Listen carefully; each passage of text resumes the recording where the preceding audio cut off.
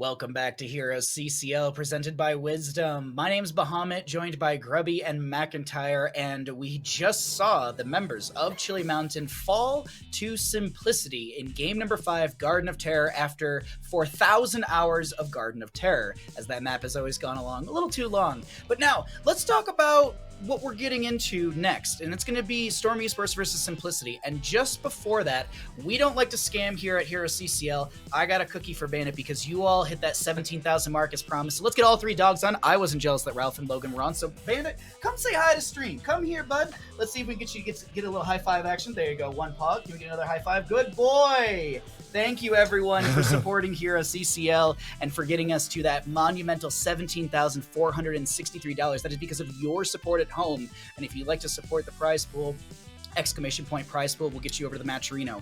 One last thing before we start talking about what's happening here in our final best of 7 of HeroesCCL Season 2, it's that we have underwear! We had amazing underwear from PSD, and you can use !PSD to get yourself over to the Wisdom curated collection, and you can use Wisdom for 20% off of your order. As you all see, I just held up the amazing Bob Ross ones, and I actually had to swap into the other pair because the games so far have just been so insane. I needed to change the underwear. So luckily, PSD has me covered and supported, and thank you, PSD, for sponsoring HeroesCCL. But now that we've talked about prize pool, and little ! merch if you'd like to check out that as well, let's talk about what we're getting into right now. Let's look at the bracket and see how things unfolded to this point. McIntyre, we're here, game 7. We have made it to the grand finals. The lower finals just completed. Simplicity taking Chili Mountain out in that insane 5th game on Garden of Terror. But yeah, Storm is going to start ahead here 1 game because of that top seed from the bracket. This is going to be a best of 7 series as well. So lots of games. This could go the long haul if Simplicity says so. Storm could also halt it very quickly and just win 4, or I guess in this case 3 games out and stop the best of 7 from continuing forward. But super excited for this. I mean, these are the top teams, I think, starting up this season. I felt like these were possibly the 2 strongest teams. So now to see them here at the top in the grand finals, really looking forward to it. I mean, this is a clash of, again, I think that micro versus macro strategy. Storm really bringing that team fight heat, while Simplicity trying their best to make it to the late game stage and utilize their movement around the map to get them the victories. We're talking about all this hype of this best of 7 series, this final map of final series of HeroesCCL Season 2. But if you might have walked away during the break, there's a little hype coming around here, Grubby. Do we have a small announcement during our break? Announcement? Yeah, it was... Oh! I thought, there's another one? You're pregnant? It's amazing! Yes, Season 3. No, I mean, I listened to that as well. Of course, we all knew about it. We did? Yeah, we all knew. Oh, you didn't know about it? No, Jules keeps... What was that wink about then before the halftime show? I have no idea what you're talking about. I've never winked on stream before, but yes, you have a wink tick. We have a little bit of one. We do have the announcement of HeroesCCL Season 3. We're really excited to be able to bring you more Heroes of the Storm action, and it's because of your support in the community. It's not just the monetary value in the bottom right, but it's also everyone who watches the games every weekend, the people who come and watch the YouTube videos, the people that cheer on these teams. We really do appreciate it, and the community is a big factor in this as well. And if you watch that video, and I'm sure it's going to be up on YouTube, it's probably already pushing the publicized button on it.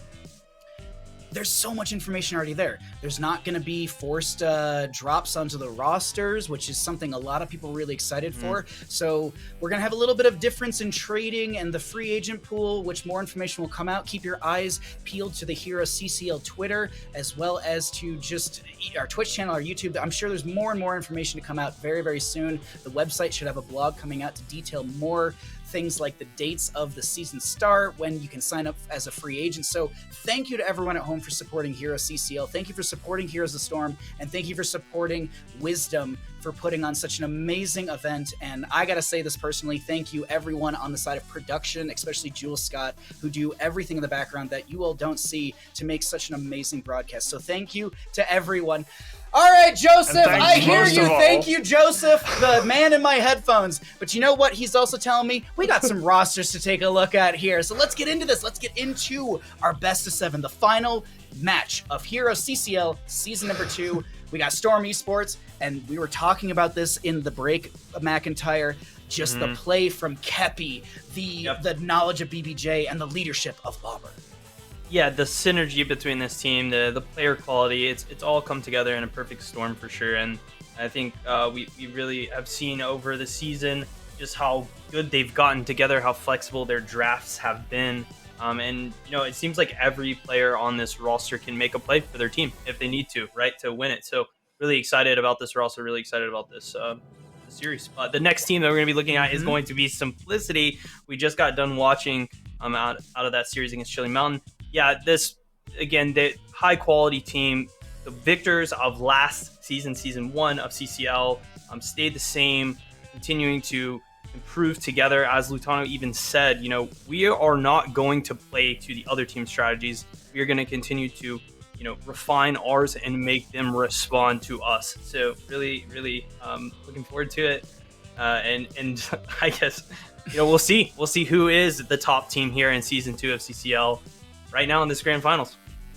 Will the members of Simplicity be able to get the repeat win in the season, or will Storm Esports shut it down? We've got ourselves our first map ready to go, and we're going to find out where we're going to in this series. Everything is getting going here. The players are ready in lobby, and let's find out what is going to be our map for our first game in this best of 7. It's going to be Infernal Shrines, chosen by the side of Storm Esports. And if you're wondering at home how we got here, the members of Simplicity opting for first pick priority and banning out Battlefield, not looking to lose twice on that map today.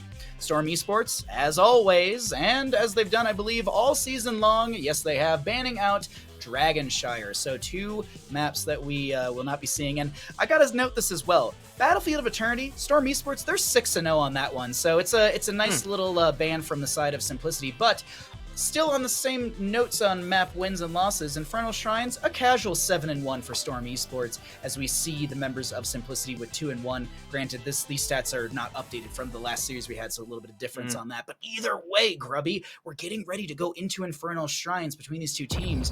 What do you think the playstyle priority is going to be? Do you think Simplicity tries to match the macro aggression of Storm Esports, or vice versa from Storm? Do they start to play aggressively into the team fight against Simplicity?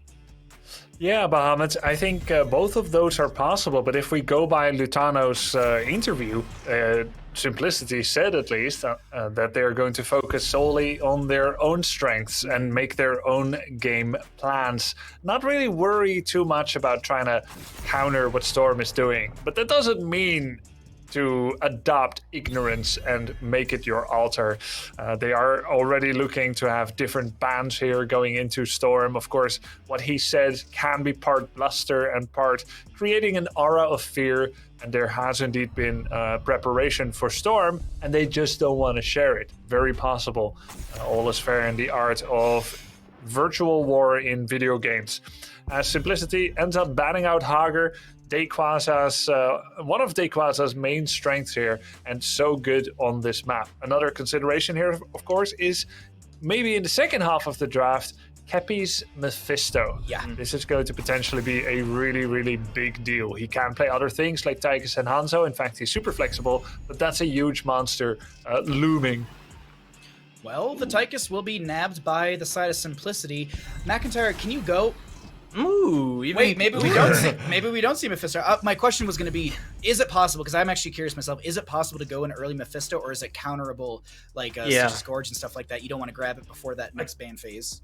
I think so. I think you definitely want to wait until the last stage of the draft to pick it. Also, the other thing is you can use it as kind of a bait ban, right? Not necessarily that they don't want to play it, but you know, if Simplicity is going to ban it, it opens up other options. In this case, Simplicity wants to play it themselves, so they're going deeper down the rabbit hole. Lutano, I think he is a man of untruths. It looks like they are adapting to Storm Esports' strategy. I'm just going to say, because of that, I think he really likes Earthquake at the end of the day for Thrall. Just throwing that out there. But yeah, I mean, this is an interesting choice for sure. And we did see Hosty play the Mephisto, so it's not something that this team can't do.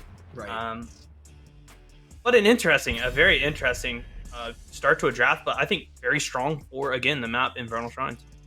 So now, Grubby, my question to you, because this is what I was posing, is it too early for the Mephisto? Is it counterable? What do you do into this Mephisto on the side of Storm?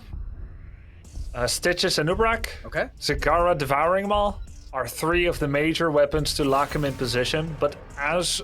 Yeah, Anubrak ban he's the number 1, right? So you can play Stitches and try to eat him when he eats in, and that forces him to play a little bit more carefully. Though I will say it's not a definitive answer. Everything still has to work together, and all the pieces need to fit in order to still have a solid draft. If you could go like Mephisto, Stitches and Junkrat, for instance. But it's going to be Malthael Ana. So what they're going to do is they're going to create weapons of their own. Maybe Maul to shut down a Mephisto, but it's going to most likely be Tormented Souls, Dequaza, Malthael with Nano. And whatever tank comes out later, I don't know yet. But they're just going to go full Arsenal aggression, not thinking about the defense against the Tychus Mephisto. Double support for the side of Storm Esports with the Brightwing Ana, and that Nana boost is looking pretty good, but there's no ban on to Cure Zeratul, and that is going to be coming through. That does mean it's a main tank Blaze, not played by Cure, maybe Masquerade. We have some player swaps right now as well, so, or not right now, but in a little bit. But here, McIntyre, we're getting towards the end of the draft. Yeah, let's hear what you got on this one. I mean, I definitely think you need to go with tank. Varian could be decently solid to just to taunt and focus target out something.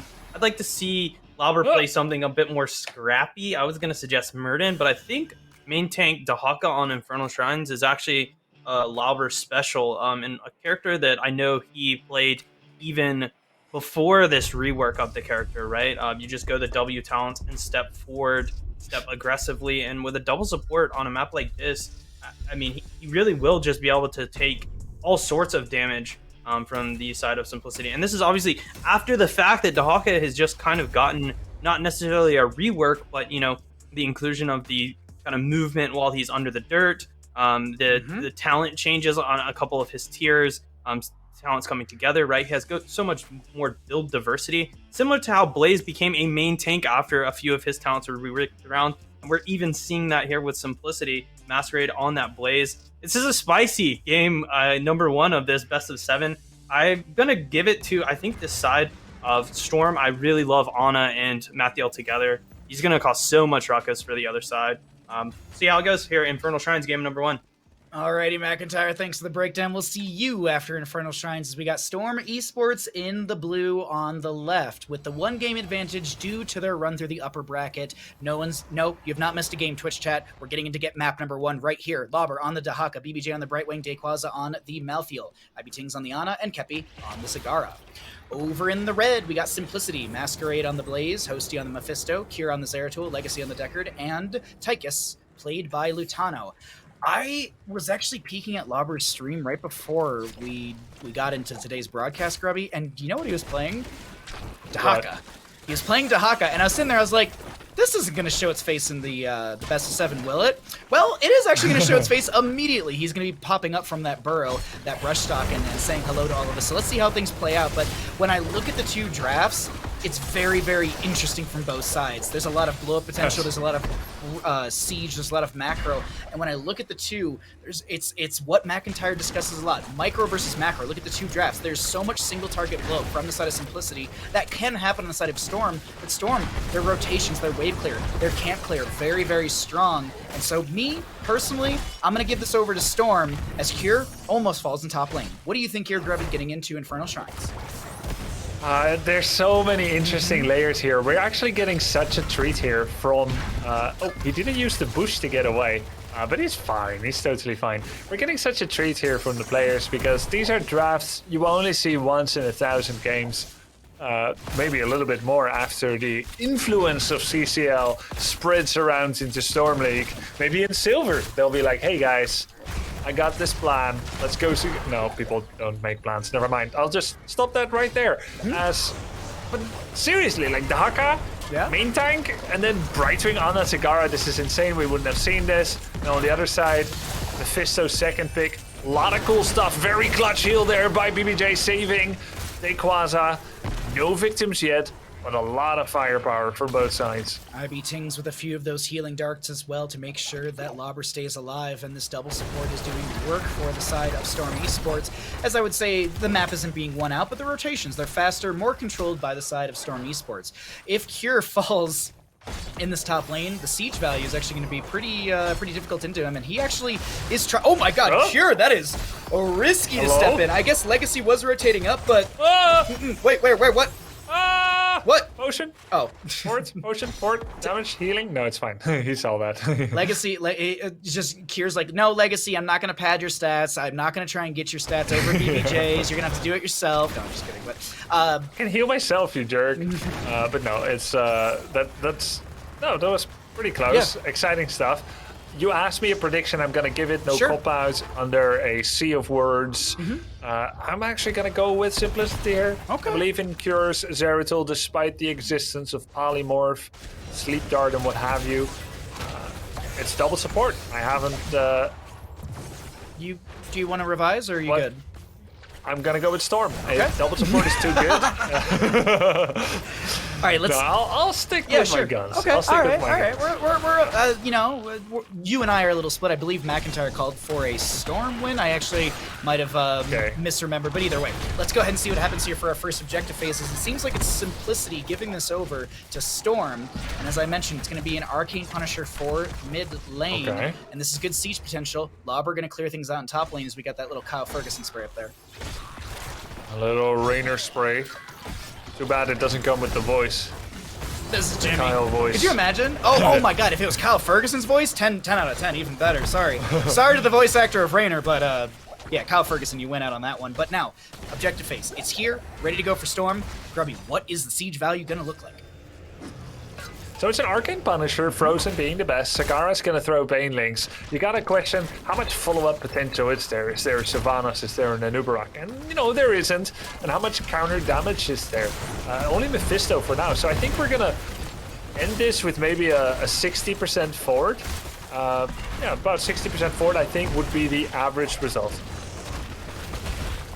I would say, yeah, you're absolutely very on point with that. Lobber avoids the scrollless ceiling, maybe looking for a tongue drag, missing the jet propulsion from Masquerade a little rough, just doing what some of my friends have called just saying hello to the enemy team. You don't get the stun, you just kind of jet propulsion up and you go, hey, what's up? I'm right next to you.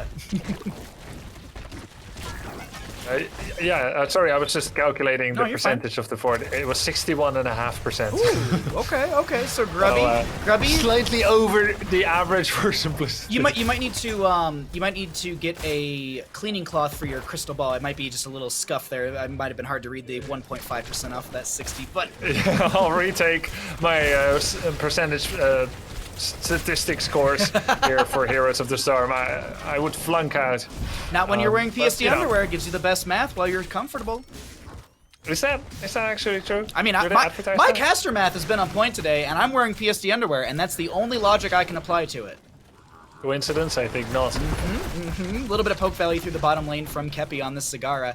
And the creep spread is being managed fairly well by Blaze, Cure, Lutano, everyone on the side of Simplicity. But still, a little bit of value, a little bit of vision still granted by Kepi around this map as you see the Banelings consistently come out. But what are our 10 talent tiers? Adaptation for the Dahaka. I don't believe Dahaka's heroics were adjusted at all. Sleep Dart, Devouring Maw. Wait, Tychus on the bottom of our screen. Can he drag tongue? Wait, can he reach? Can he reach drag tongue? Lobber is healed by Legacy. I think Lobber was trying to catch Lutano in the escape path, but just there was too much slow from Legacy and damage from Hosty, and Lobber just wasn't able to get in position. So good defense from the side of Simplicity, almost finding that kill into. Into Tychus. Yeah, into Tychus. Oh my god. That was a pretty solid attempt there. IB Tings on the Ana there hit a nice sleep dart. He had a bit of time to think about it, to aim, and finally let loose. But Lobber couldn't get in position quickly enough. You mentioned also the adaptation, which means, Dahaka is going to be playing more like a tank. Weave in and out with Symbiosis. It's a little bit less skill shot reliant, a lot less actually, as your drag tongue isn't spec'd into, and you're not also relying on Contagion. So you're pressing buttons, you're doing your Dark Swarm, you get 50% spell armor, you minus 10 armor the enemies at level 13, and you are able to do that again and again because of the level 7 symbiosis.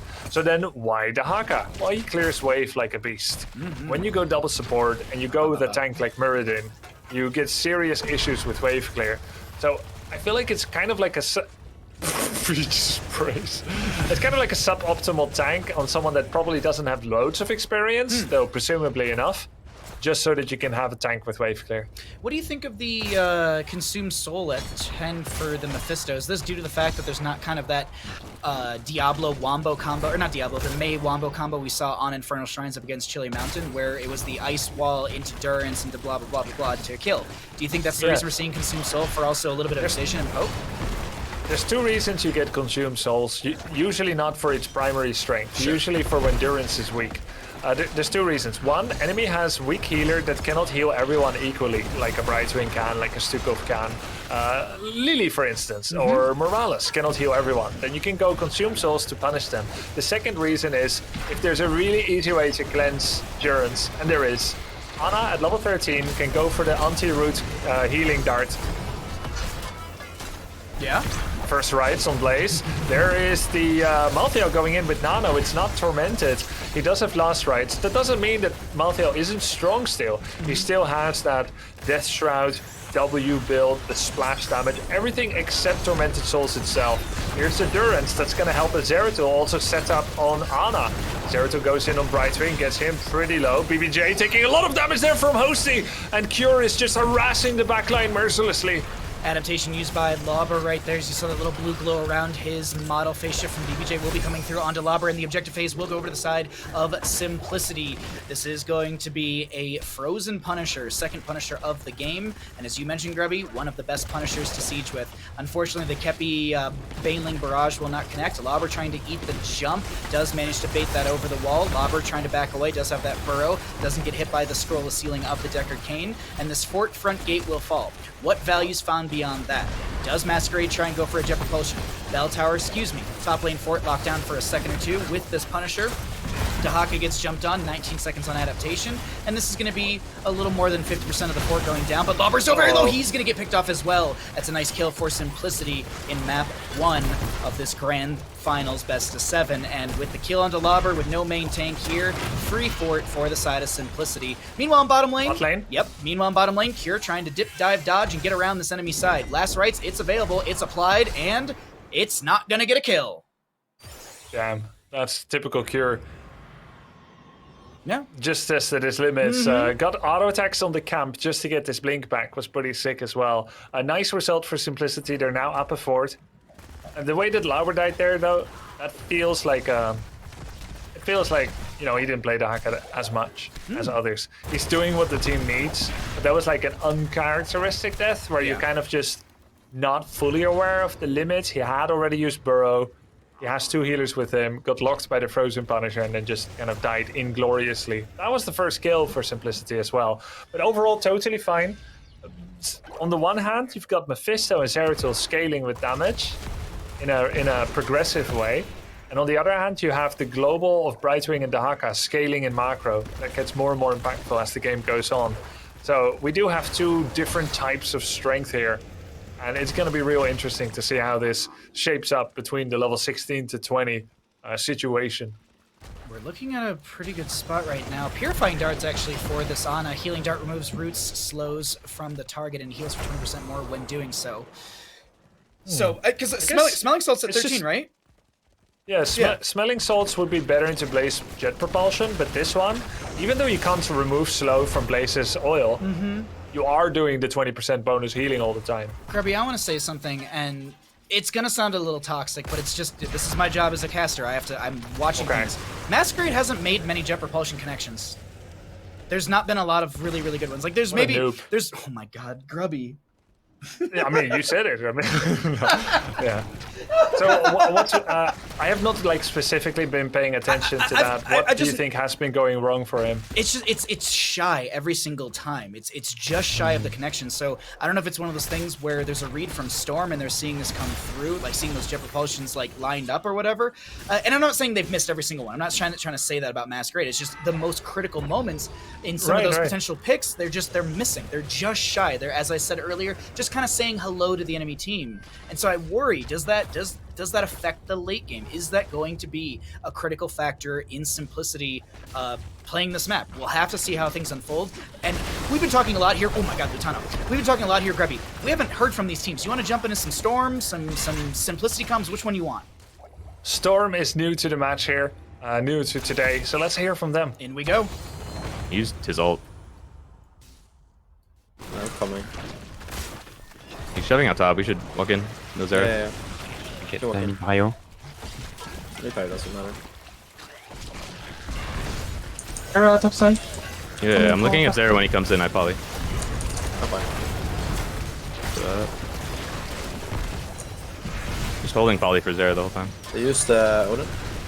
Yeah. That is gonna come from bottom. Yeah.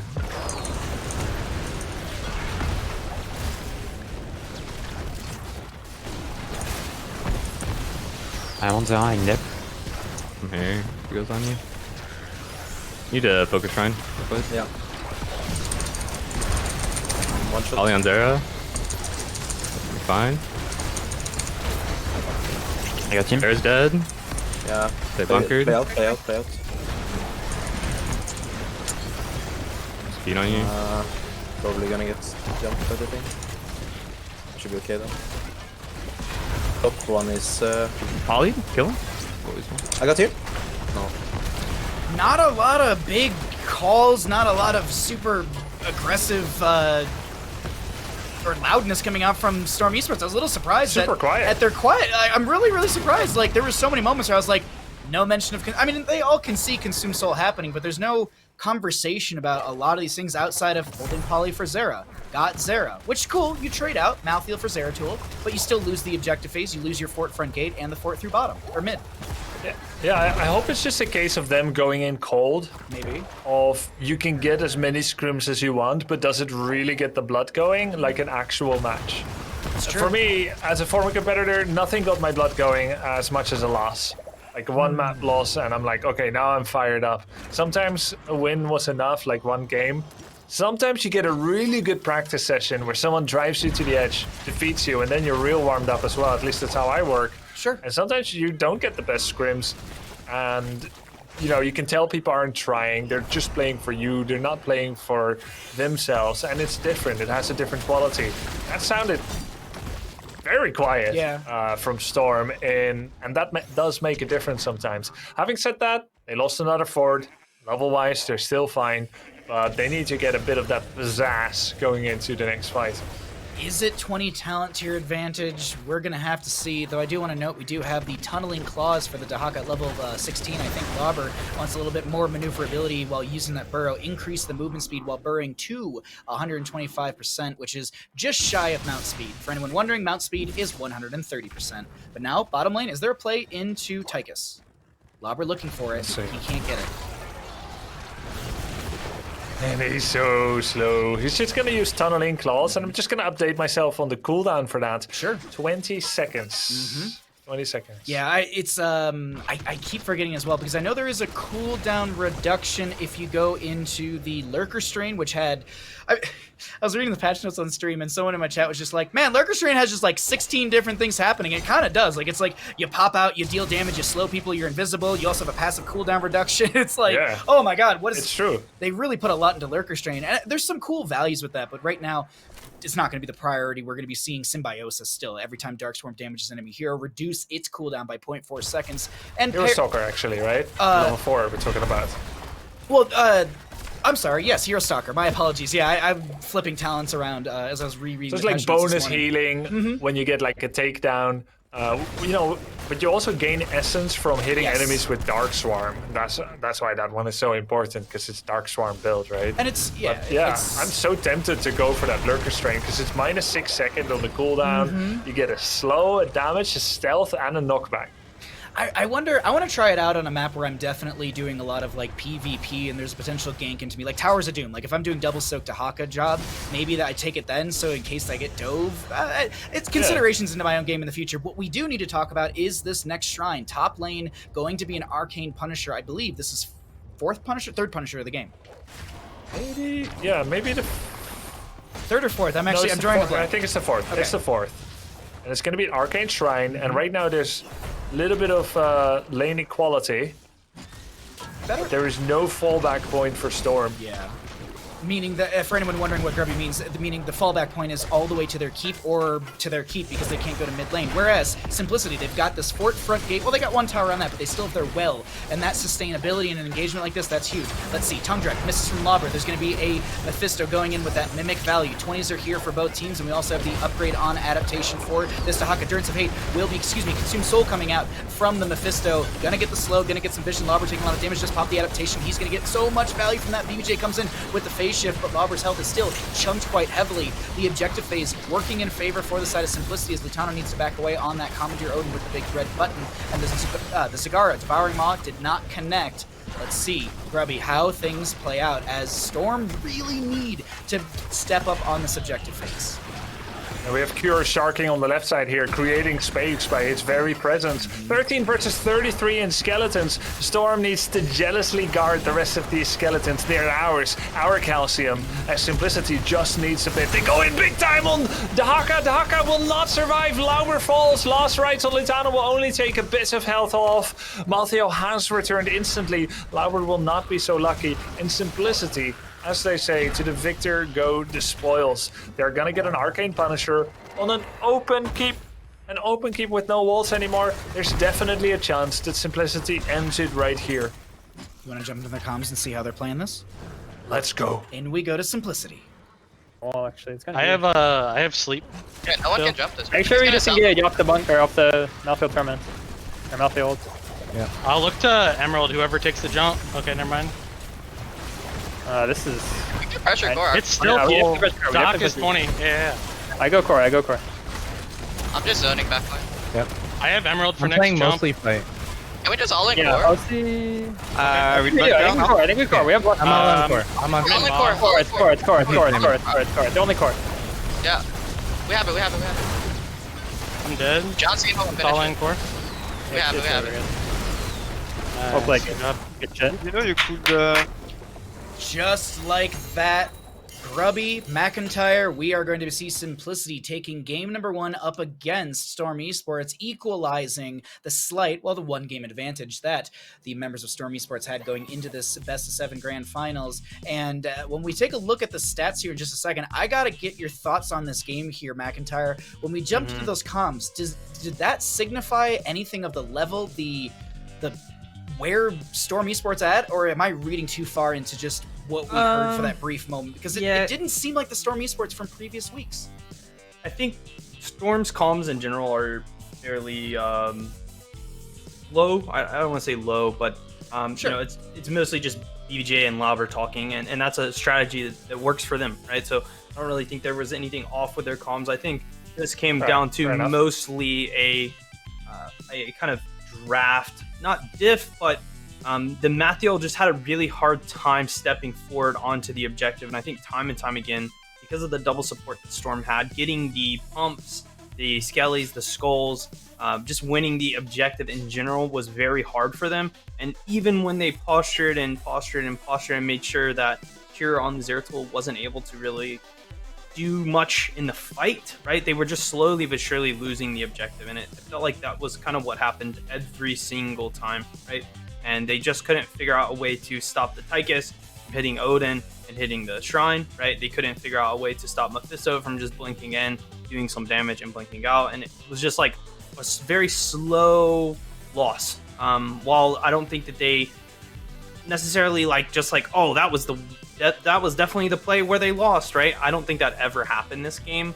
Instead, they just couldn't really find a footing on how to get the game going in their favor. And I think from a draft point of view, definitely needed to be Mathiel and the Ana being effective with the Nano. But you saw, Cure just creating space on the side. Yeah. Every fight, it was like, we got to make sure. And I think a lot of that actually had to do with, and what I want to highlight is Consume Souls there on the Mephisto. I think that was a great choice of Heroic, because popping that puts everyone's health bars at a window where if Cure blinks in, you may be able to just one-shot somebody out, especially Zagara and Ana, stuff like that. So I think it was really well drafted, really well played from Simplicity to just kind of abuse the fact there was nothing that was truly pressuring them from the side of Storm here, able to pick up this Infernal Shrines, and as you said, equalize this series, as we have now a 1-1 series on our hands. 1-1 between these two teams, as it is going to be necessary to find 3 map wins to take the grand finals from either side. Going into this, Storm only needed those 3 wins to be able to find this victory, but now both teams sit on that same kind of, it's the race to 3 wins at this point. Simplicity started strong here, Grubby, and the question that I now pose to you is, and I'm not being like, Lobber, it's all your fault, but would it have been different, better, or worse if it was a Garrosh, a Varian? With the lack of wave clear, but the less wave clear through a Dahaka, was that necessary for Storm to have the elongated game that they had? Or was it still like a Varian, a Garrosh, something main tanky would have been better into the side of Simplicity? Or are there just more factors than that? I feel like, just honestly here, sure, I love Lauber, and he is a fantastic player, but but I don't think his Dahaka was quite it. Okay. Having said that, I think he played not at 80% of the best Dahakas that we've seen in the league. Having said that, as we see that the next map is going to be Cursed Hollow, another great Dahaka map, Dahaka and Malthael do not want to be the first one to go in, normally. Nor Blaze, for that matter. You mentioned Masquerade missing a good number of his jet propulsions. It's the same thing. Like, if no one else is going in first to take the distraction and to create space, to become a problem and to become a focus target, the second going in Blaze doesn't get then he can do the jet propulsion. But if no one does that, then he's just like, well, everyone is looking at him. They can't sidestep it. So both Blaze and Dahaka suffered from that, but one is able to affect the battlefield from afar with oil and use bunker, and the other just has Dark Swarm. And one of the hardest skill shots in the game, Drag Tongue, as someone that doesn't main Dahaka, that's going to be tough. And the same problem with Malthael. Malthael lives and dies by his tank creating space, even if he has double support. And when the tank doesn't create space, he can't do much. Yep. That was a little bit the breakdown there. It was kind of close-ish. They kept it toe-to-toe with wave clear, but yeah, Simplicity just had a more well-rounded situation going. As we get into this draft, I want to start breaking things down further, but I want to quickly let you all know, if you're curious about map stats and history, Cursed Hollow for Storm Esports 3-3 wins and losses, Simplicity 4-2 wins and losses. So Simplicity, a little bit of a better record on this map, but we're here into this, and we see the members of Storm who Storm Esports for first pick priority banning out the Zagara, looking like they don't want to go for this McIntyre.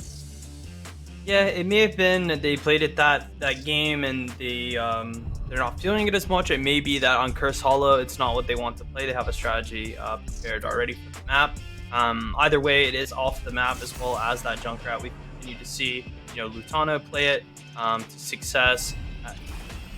Ivy Tings is a very good Junkrat, and I think the interesting one for me is definitely this contestation over the Lucio. We did not see this in the last series that we watched between Chili Mountain and Simplicity, and now all of a sudden, last game it's banned, and this game it's first pick.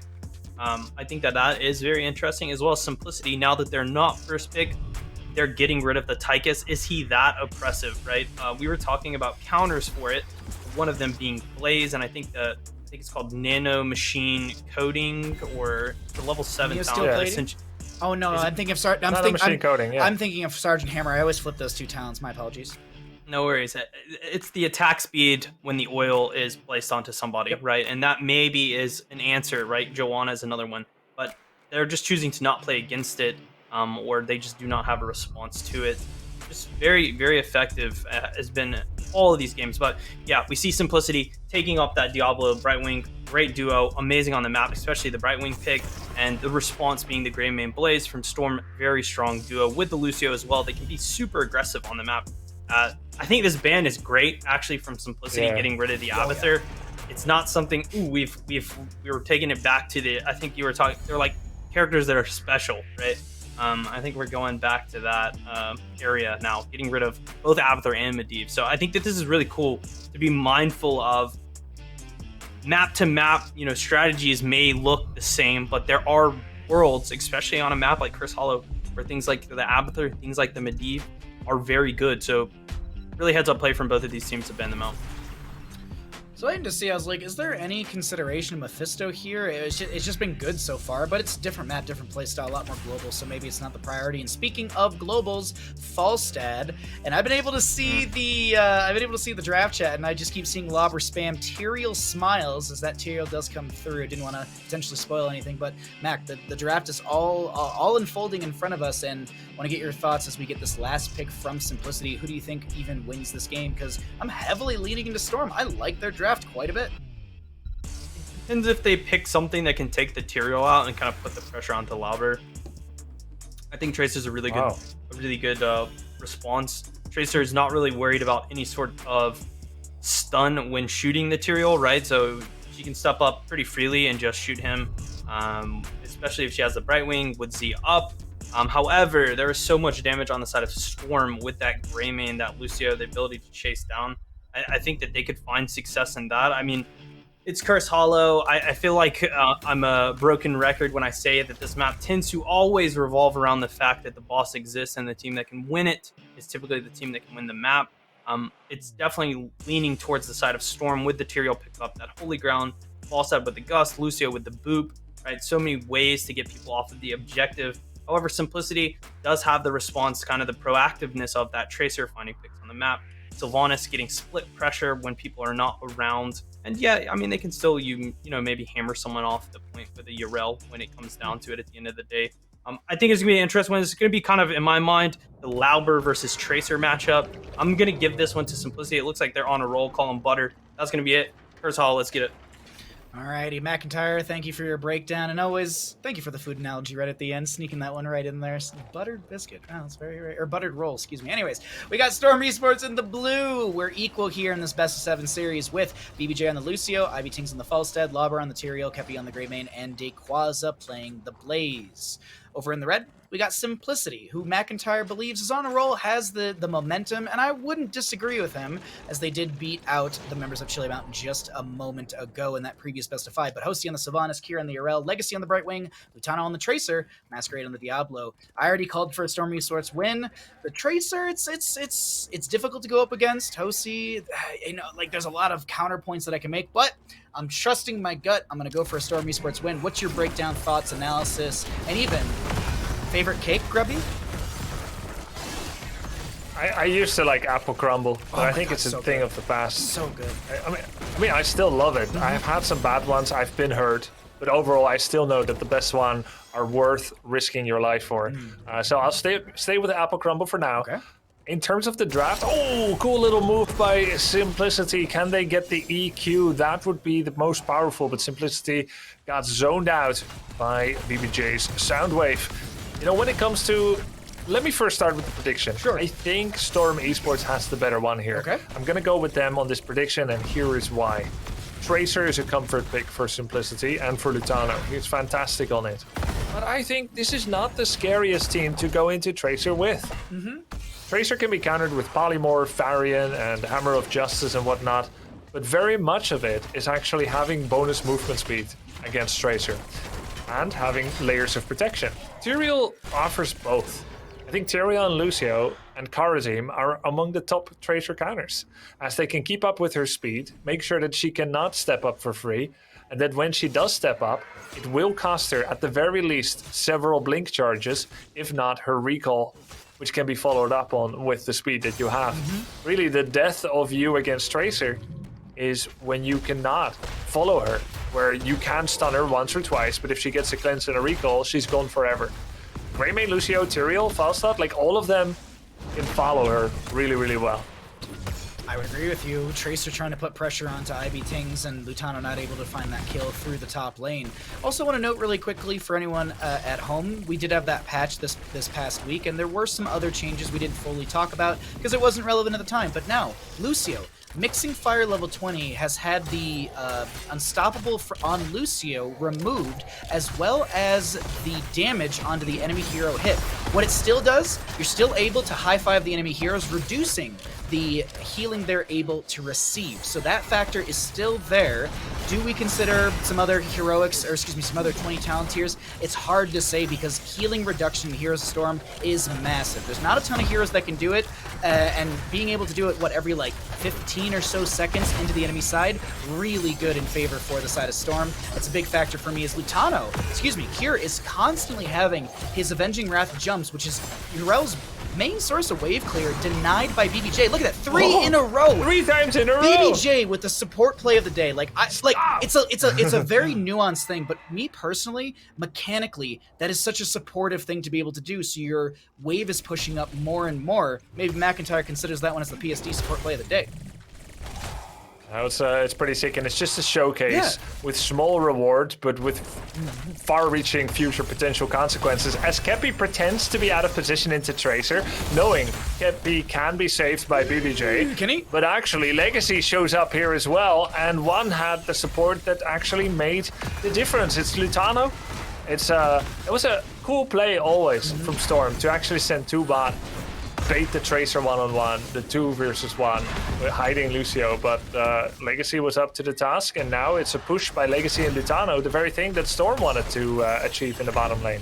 Things are starting to flip in favor for Simplicity.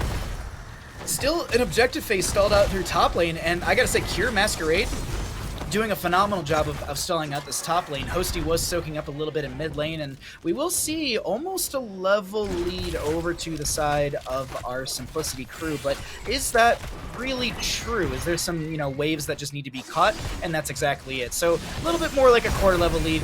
Doesn't matter, as we're going to see a fight break out. Lobber trying to back away with the speed. Can he get out with the Adruin's Might? Diablo comes in with the Shadow Charge. Overpower. Smoosh. And that is a Tyrael dead. Now, they're going to split, and Tyrael only gets cooldown reduction by 10% off of the Diablo, so respawning in about 12 seconds or so.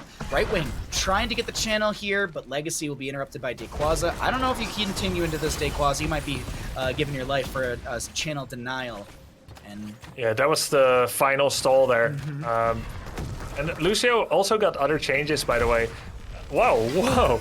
To be clear, the level 20 doesn't give him unstoppable, and when he hits an enemy, it still gives him unstoppable when he hits an ally. Oh, absolutely. Sorry, because the 20 mix, the 20 mix. I know you know how it works. Sorry, yeah. But we say things, we look at the game, things are happening, just to clear that up. Thank you. And then when it comes to his level 13, he used to have permanent 15 armor with the slip talent when he's wall riding.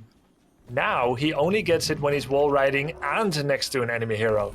And that is a fantastically huge nerf, which almost makes me wonder, does that mean BBJ is going to go for heavy casters instead of the big slow that... that's the stun, if I'm not mistaken, correct? The heavy casters? Half a second stun instead of 3/4 slow for a second.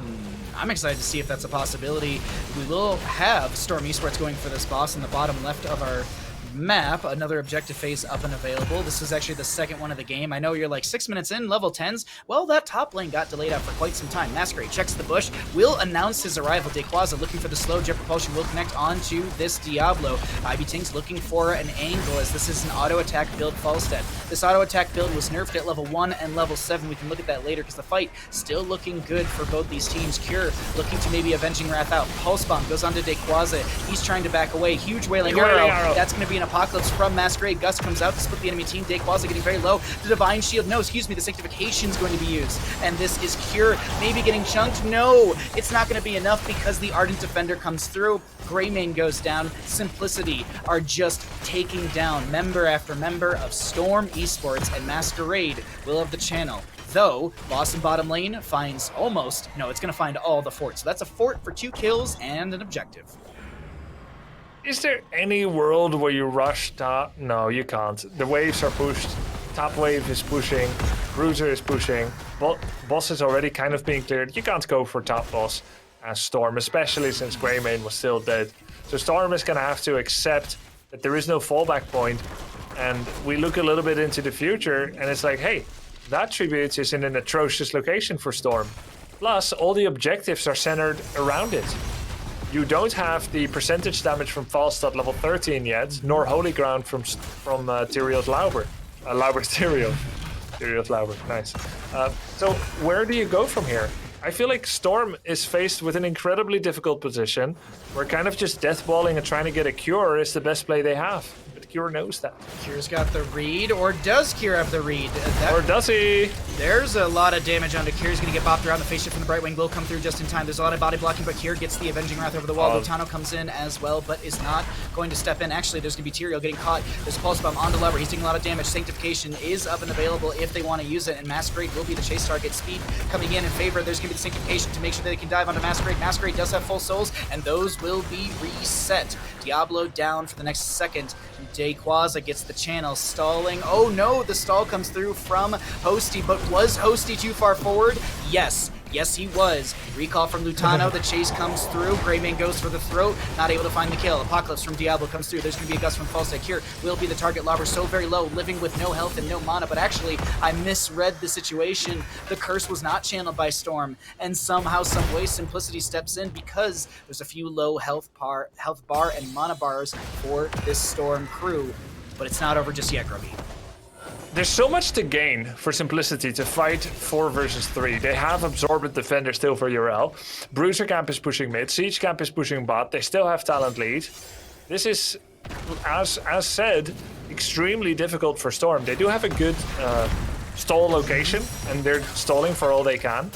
Tyrael's dropping low on health and mana though. Falstad's trying to gain 13 and more stacks through mid lane and will do so. Now we have that sustained wins, that percent-based damage for the Falstad as Kier has to Avenging Wrath away. Kepi stepping forward, trying to keep that inner beast up. The reason we know it's you can see the glow around the weapons, but either way, Jump Repulsion comes through. There's a Pulse Bomb from Tracer as well. There's a lot breaking out in this fight. Kier is split from the friendly team, but does have the Ardent Defender. Bunker from Blaze comes through. Jet Repulsion, will it connect? There's an Oil Slick. Kier gets the phase shift from Brightwing. Masquerade, no souls on this Diablo, at least 3 right now. Gust from Falstad, Sanctification, and also the Holy Ground blocks the Diablo in. Diablo goes down, full death timer, and the stall comes out in favor. Look at the mana.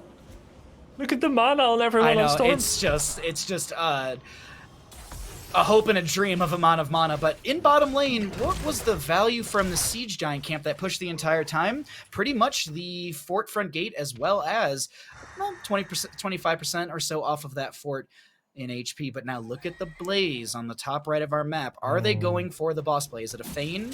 1 minute on the Storm Esports boss in the bottom left. They're just checking if it's being taken right. I'm like, there's no way. Diablo has 2-second death timer. I'm glad you also talked about and did a reality check on that Siege Camp bot.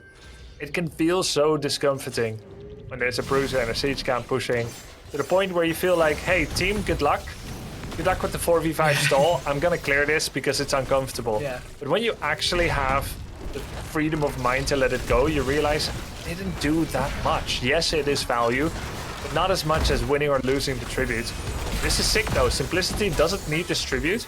They're gonna push in with the Black Arrow, and they're actually defending their top fort. It's not even scratched. And there was also a dive onto Cure in top lane, which he had the Legacy phase shift just in time. Lauber will be able to keep this mid lane fort available and alive, as there was a rotation out from Storm Esports side.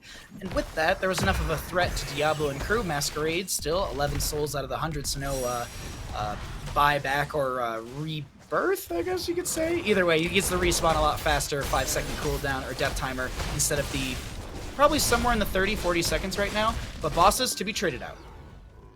It doesn't really have a name, like, he Black Soulstoned. Yeah. It's a bit weird. Yeah, right? They call it Resurrect in the tooltip. So I guess just Resurrection. Sure. Very vanilla. Nothing awesome like Diabolical Reincarnation. Whoa! That's actually really good. Awesome. Can we just start calling it that? Diabolical Reincarnation? That's really, It's nice and short and snappy. Yeah.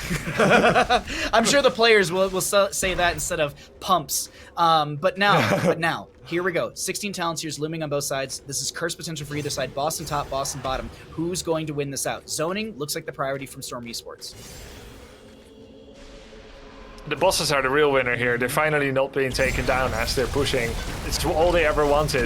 As Lutano jumps deep, he uses the recall. Lucio goes in, gives him the slow, walks through the pulse bomb. Masquerade is flanking, and that makes this a very hazardous location. But anytime Lucio steps into that corridor, he makes sure to high-five an ally so that he's unstoppable. That had Masquerade jumped in, he wouldn't have got the Shadow Charge, and people could walk away. It is still going Boss is on keep. Yeah, Boss is on keep. Apocalypse will be used, but I feel like it's more defensive than anything else. There's a lot of dive onto Masquerade at the top of our screen, and Masquerade is trying to work his way out of here.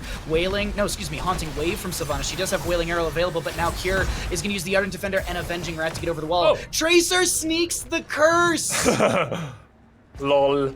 Oh, but is she going to get... Barrel? No, Lutano won't even be able to punish it. And now Boss in top lane finds a lot more value, but Boss in bottom got 90% of the keep, 80% of the keep. That's a very low keep in bottom lane. And top lane Boss, very low, but no tower shots to defend, and a nice minion wave to also amplify the siege potential. Greymane clearing things out. Bottom lane Fort to fall to the side of Simplicity with 16s up on both sides, 3 to 4 in kills. This is looking like a really good objective phase push and just overall map play from the side of Simplicity. So far looking good, but what is the next choice? Because the map's pushed in. How far do you step into the realm of Storm Esports Simplicity? This was a really cool steal. One of the best steals ever. Sometimes curse steals actually are counterproductive, but this one led to so much. Almost a keep. As oh my god, the damage! Tracer and Diablo are just getting chunked here by Greymane and friends. Greymane and Falstad trying to steal enemy Bruiser Camp against Tyrael Omega LOL. Now, what is the call from Storm? Because Storm Esports, they love, I was going to say, they love to end off of these moments, and that's what I was watching in the rotation. I mentioned this beforehand. Bottom lane keep took so much damage, and this is going to be bottom lane keep falling. One snap decision from Storm Esports is going to set them for the win here. We're going to have to see what happens. Can Hosty and Legacy make the Omega defense, or is this just going to be core shredded by the side of the Storm Esports? Gust to force back Legacy and Hosty. Shielding has fallen. 17 seconds on the Urel, but a little bit less on Diablo, but that's not going to be enough time. The members of Storm Esports will find victory on Curse Hollow, map number 2. This best of 7 series. GG, well played. It's not over, and it's not a very quick series either, because that was a nice back and forth. But Storm Esports capitalizing on the most opportune moment where Simplicity stepped into their territory. It's just a little too far forward from Simplicity, and we got Mac back in the mix. Let's hear what you got here, my friend. Yeah, we definitely got ourselves a series here. I was talking about in the draft the Lucio prioritization from the side of Storm, and I think there in that last kind of moment of the game, we got to see why it was so effective. Just a few picks, 3 picks, right? And they're able to run from their side of the map to the enemy's core and defeat the core within a 20-second window, right? Like the ability to get from point A to point B so quickly and effectively, chasing down the side of Simplicity, is why you prioritize Lucio. So really well played from Storm. It's interesting. Lutano able to get that back cap even. And we were all like, oh man, that's so great for Simplicity, right? Wrong.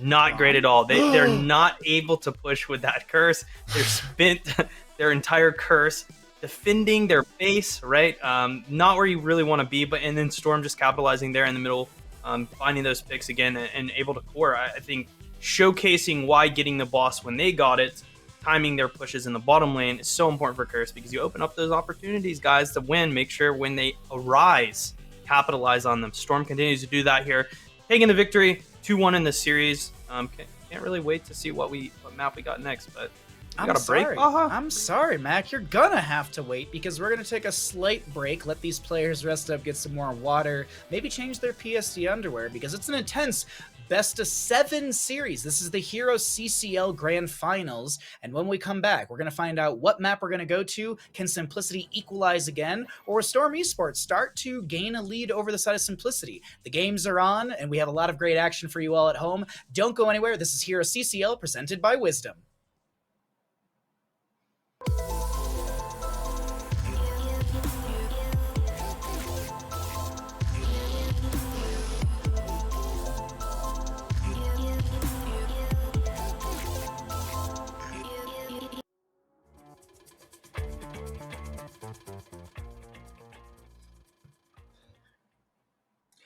Welcome back to Heroes CCL, presented by Wisdom. My name is Bahamut, joined by Grubby and McIntyre, and we're in our grand finals, best of 7 series, Storm Esports versus Simplicity. Who's going to be crowned our Heroes CCL Season 2 champion?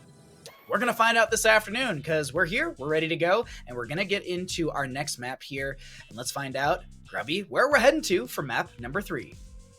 We're going to be going to Tomb of the Spider Queen, where you'll send in gems to appease the Spider Queen, and she'll bless you with her little spiderlings that will be crawling all over the map to assault your enemy fortresses. That's going to be the pick here.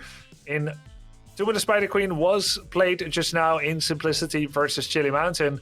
Chili Mountain managed to win that one with the Zagara, with the Anubarak, lots of extra little minions. And Simplicity had their solo Tassadar pick in that series. That ended up not working out. There were some big devouring mauls on Odin and on Tassadar that ended up being victorious. The big question is, will Storm Esports feel like repeating the Zagara? They had first pick availability on Cursed Hollow, decided not to, and it worked out well. Before that, they picked Zagara. She had 84k hero damage, more than anyone else. No deaths, about the best you can do, you would think. Though not hitting every devouring maul. Part of the problem is the Haka cannot create enough space to create a follow-up moment with devouring maul, so that may play parts. I think we could see her again. I think this is a great map for Zagara.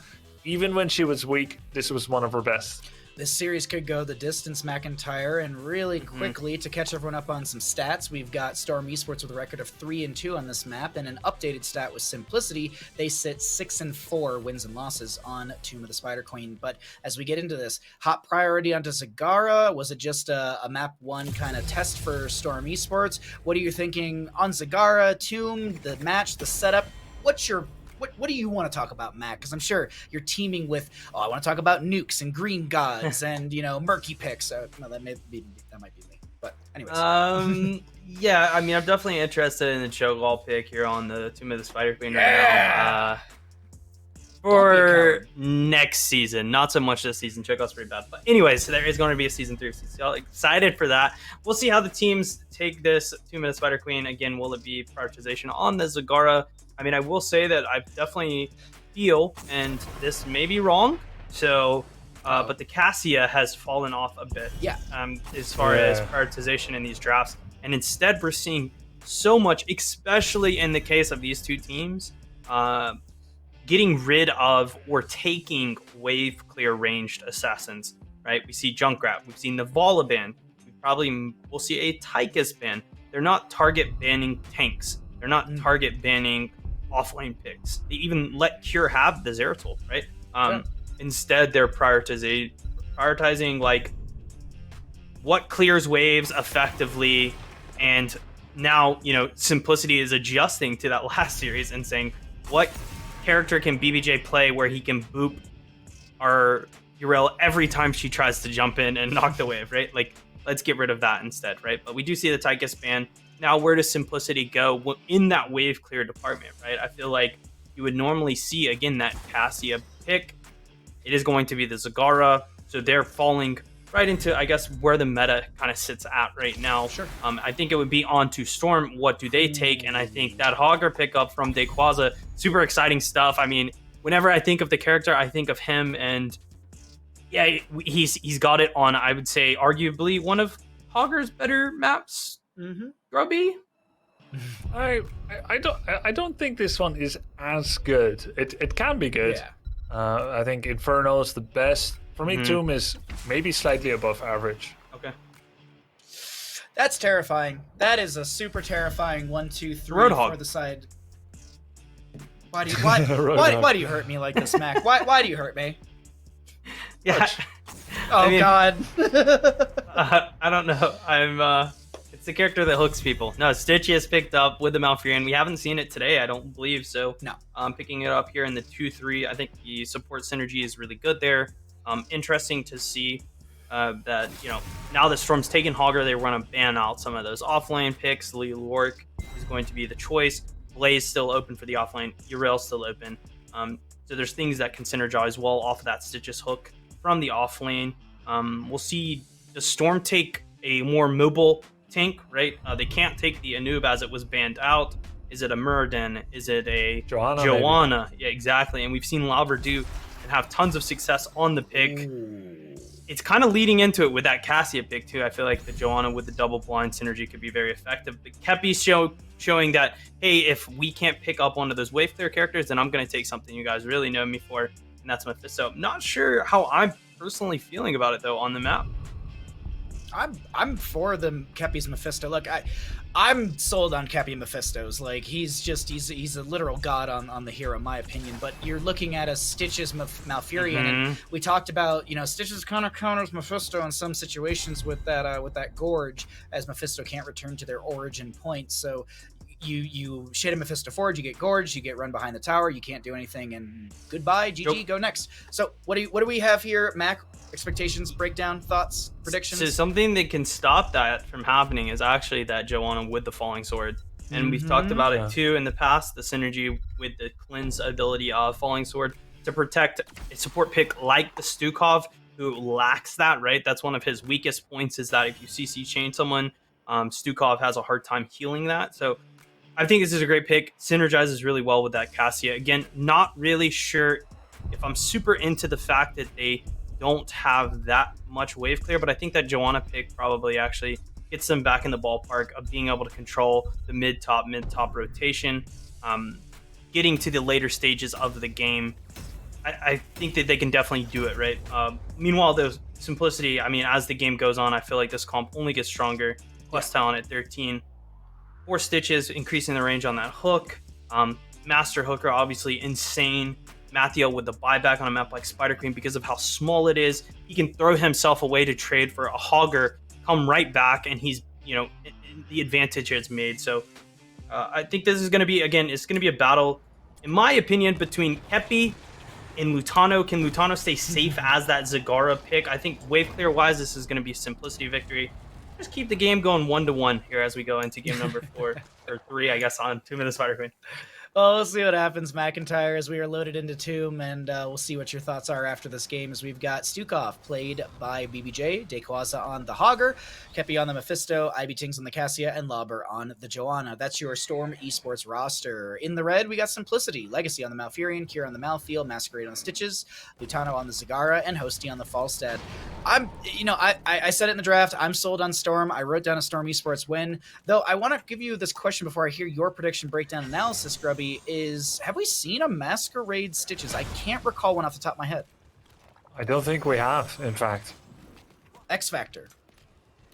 That is an X Factor. I'm pretty sure he's going to play it quite damn well, to be honest. There is synergy with Root. Yep. Where Legacy does the blind, loyal Root in order to prepare for Hook. There's the first hook. It's on a minion. We're going to keep count. No, we're not going to keep count. And then there's, of course, the lack of need of that loyal Root. If it's going to be Hook Gorge, I want to say it's probably going to be...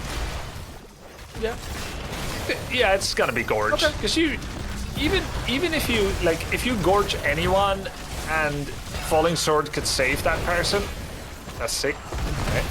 Okay. Even if you Gorge anyone and Falling Sword comes into save, you can still gust the other 3, which means you're basically 5 versus 2. Johanna plus the victim. That's a good point. I think Gorge Gust will remain powerful. But I'm going to put my bet with Storm, actually. Kepi's Mephisto is a beast. Lauber's Johanna has been a long time work that he has been working on. He was good before Johanna was reworked. And he's good with it now. It's a great level 20. Heaven's Fury. I think it's a better level 20 than every other hero in this game. In this game, not this map, game, but this game. This Tomb map. In this current lobby, Heaven's Fury, I think, is going to be key. And Dekwaza got his Hager. Yeah, Dekwaza got to come for picking that. This is a conversation Kyle Ferguson and I had talking about the patch and everything about Cassia. we had the nerf by 10 damage onto Thunderstroke. We went from 25 scaling to 15, and I was sitting there, I was like, maybe we see more charge strikes. That's exactly going to be the case coming out from the side of Storm, but there's an invade onto this camp in the bottom lane. Blinds come out from Ivy Tinks and Hogger. First blood over to the side of Simplicity, excuse me, as Simplicity also steals away the camp. Ivy Tinks trying to back off right now, taking a lot of damage right now on that Cassia. She doesn't get the fend, and Cure finds another kill. Can BBJ back away right now? Slam, jam, nope, that's going to be a kill for Masquerade as well. It's a triple kill, a bloodbath for the side of Simplicity, as that is going to be 4 kills over to the side of said Simplicity. Crazy, crazy play. Yeah, huge pickouts here. I mean, we rarely see a full level lead at this point. And that's just an absolute bloodbath here. Simplicity coming out massively ahead. They get to clear Bruiser and Minion Wave without any penalty at all. That's pretty sick. That was pretty good. It's a pretty good start for Simplicity right now. BBJ going to try and come in for, I wouldn't say a flank, but just rotating into the middle of the mid lane. Can be coming in with some Mephisto value, but is just going to be poking at the enemy team. Did go into that Lightning Nova at level 1, the Furious Spark, but also the Spite at level 4 for the cooldown reduction and value from regeneration globes. And I gotta say, while there were 4 kills over the side of Simplicity, who do have a little bit of a lead here in experience, I feel like the map is slowly but surely being opened up by Storm. But I don't think this is a cause and effect sort of deal. As BBJ gets rooted, he does have the reactive Ballista Spores that will trigger BBJ around 300 HP. Jesus. And he is, yeah, the big baby Jesus, indeed. Cure. Yeah, that's true. Cure comes in. I think that's Cappy being dead the most likely. There's a hook as well to confirm it. Return kill on Malf, yes. Ivy Tinks. Charge strikes, Ivy Tinks gets the kill. 1 for 1 after all that is massive for Storm, actually. Why would you say that? Experience value into the later half of the game, or just the shutdown value? No, just considering that this could have gone like 3 kills for Simplicity. That's why I was like, there's so many factors into this. I'm curious what the Grubby brain is putting together. I want to peek into the bottom lane, actually, because to be fair, I do think Mephisto Johanna like scale really well, and so like they're happy with minimal losses and minimal results really in the early game. Lintano with Zagara. Oh, Falstad, wait. Falstad was good. I didn't see that. I was still looking at Zagara. Zagara obviously wins that lane against Hogger in terms of sheer poke and push pressure. He does have self-healing, she doesn't. But he got a pretty good result there, Lutano. Got the wall and a bunch of the fort. Yeah, Dayquaza has to choose, do I eat a bunch of these Baneling barrages to save my structures, or do I just let my structures take that damage? Cure diving in to the enemy side, a few Banelings coming out as BBJ sidesteps most of that damage. Turn availability exists for both teams. No turn in had by either side just yet. Fight to break out of mid. Cure looking to put some pressure onto the enemy side. A little bit of a healing reduction as well going into Cure. And this is just going to be... They're going on Hogger. Bot lane, Falstad and Zagara focusing Hogger. He's got 17 gems. He had 17 gems. And that's a turn in for Simplicity with, also just for anyone wondering, the healing reduction that was Joanna Sins exposed from level 7. But now, 10 seconds on the Hogger. Objective phase over to Simplicity, who have the solid level lead over this Storm Esports team. Holy BBJ, actually. Hosty has 60 stacks on his Gathering Storm. Nice hook there on the return point of Mephisto. Kepi taking a lot of damage. He's dropping low. He's dropping real low. I don't think he's going to be able to live. Yeah, damage over time was a little too much, and this Web Weaver phase is now opened up even further. Simplicity running things through mid lane. Hook goes out from Stitches, but will not connect, as this mid lane fort is going to be assailed by the side of said Simplicity. Here looking for a flank. BBJ scouting that out. Top lane Lobber getting dove on because there's this 10 talent tier. Gorge onto Masquerade. Excuse me, onto Lobber, as he's put right in front of those Banelings from this Cigar, but Lobber trying his best to live through all this. He's not going to live. That's a stack of lacerates for Malfield. Cure able to get that little bit of cooldown reduction. He's going to be getting, I believe, 5 seconds. Yes, 5 seconds off of his overall cooldown, so down to 65. This is a sick amount of Gathering Storm stacks. Like by comparison, we had at the end of the game 40 stacks just now for Chili Mountain in one of those games. Now already at 69. Nice. That's a lot of bonus damage. Very nice. How much is that? 50% extra damage. And then you also have the amplification from Boomerang at level 7, which is going to be helping out that damage as well. So a lot of burst ability from Hosty. What is the turnaround potential? Because now we're here, 10 talent tier on both sides. The members of Storm Esports just now getting their 10s. Pretty standard heroics. Cassia holding. I wonder if there's a consideration into the Valkyrie to maybe pull the... And how would you like him to use it? To pull the Gorge target back. Though, Right. I know you... So you pull Stitches so he can't get away. It's smart, That's what I was thinking. I know there's a Malfurion cleanse, like, there's all that kind of stuff, but, like... we'll see. Does that work if you frame perfect it into Valkyrie? Don't know. Because it has no grace period, right? Like it only removes in the moment stuns fruits. So we'll have to see if that works. But that's a really cool play, maybe to make on Stitches. Is this the time? There's going to be the Valkyrie. Go. Good cleanse from Legacy. Dequaz on the far works. side of the wall. The Endurance of Fate comes out. Falling Sword will be there as well. Lauber just trying to help out Dequaz, but it doesn't work out. Tano looking for the flank. Big Devouring Maw onto Stukov on the left-hand side. 3 actually, I think. Oh, wow. I bugged, didn't even... the Oh, enemy. wow. Maul That is bugged. is insanity. Maul's bugged. It doesn't always show everyone inside. In this case, only one portrait showed. This is a visual bug, but certainly it had all of them in it. A world-devouring, world-ending event here with that Maul and with everything else that led up to it. Perfect frame cleanse by Legacy that proves, yes, indeed, you can block out a Valkyrie with Nature's Cure. That's a 5-man wipe. Yup. Simplicity just trashes that objective. They're not going to let this game get to level 20 or to Heaven's Fury. Boss is grabbed by the side of Simplicity with the massive advantage they have.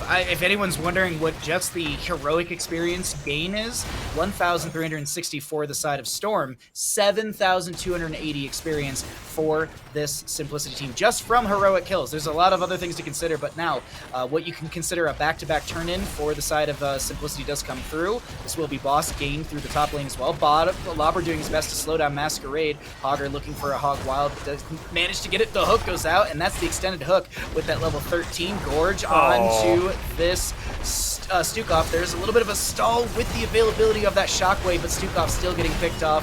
We do see the hammering coming out as well. Big 3-man Maul once again. There's going to be the Roachling drop. The Banelings are going to shred through the enemy team health, and that is going to be looking like a triple kill with the boss through top. With the Lauber, you sure you want to do that there, bud? He's lagging. He's lagging. You know what? I've heard this myth that sometimes your auto attack button and your recall button, they swap randomly, and so you're trying to auto attack, but you keep looking like you're hearthing. It's weird. I'm sure that's what happened. A and B, they're right next to each other, Absolutely. right? Absolutely. Depends on your like keyboard. Alphabetical keyboards. Who doesn't have them? Yeah, alphabetical keyboards. But either way, so that's going to be another wipe in favor for the side of Simplicity, as this is no core call through the top lane with Boss and Webweaver here. The hook, any Gorge, not available for 8 seconds. This is some of the most one-sided trashing we've seen in CCL so far. Certainly not something we expected from the Grand Finals. Certainly not something we expected in a Grand Finals where both have already won a map. Actually, Game 1 was pretty one-sided as well. But yeah, there we go. This is here's the final standing point, the last-ditch effort by Storm. They're going to try to all-in Legacy. He will not have it. He's going to slay down the pathetic wretches. And 2 members have fallen. Dodge the Valkyrie, why not? And just take him down. Ivy Tings really wants Legacy here and won't be able to find it. Joanna goes down. Falstad flying through bottom lane, looking to push in through this. Oh, that's a hammering that has quite a bit of damage on it, 84 stacks. That's another 5 kills for the side of Simplicity, and we are looking at a game going over to the side of Simplicity.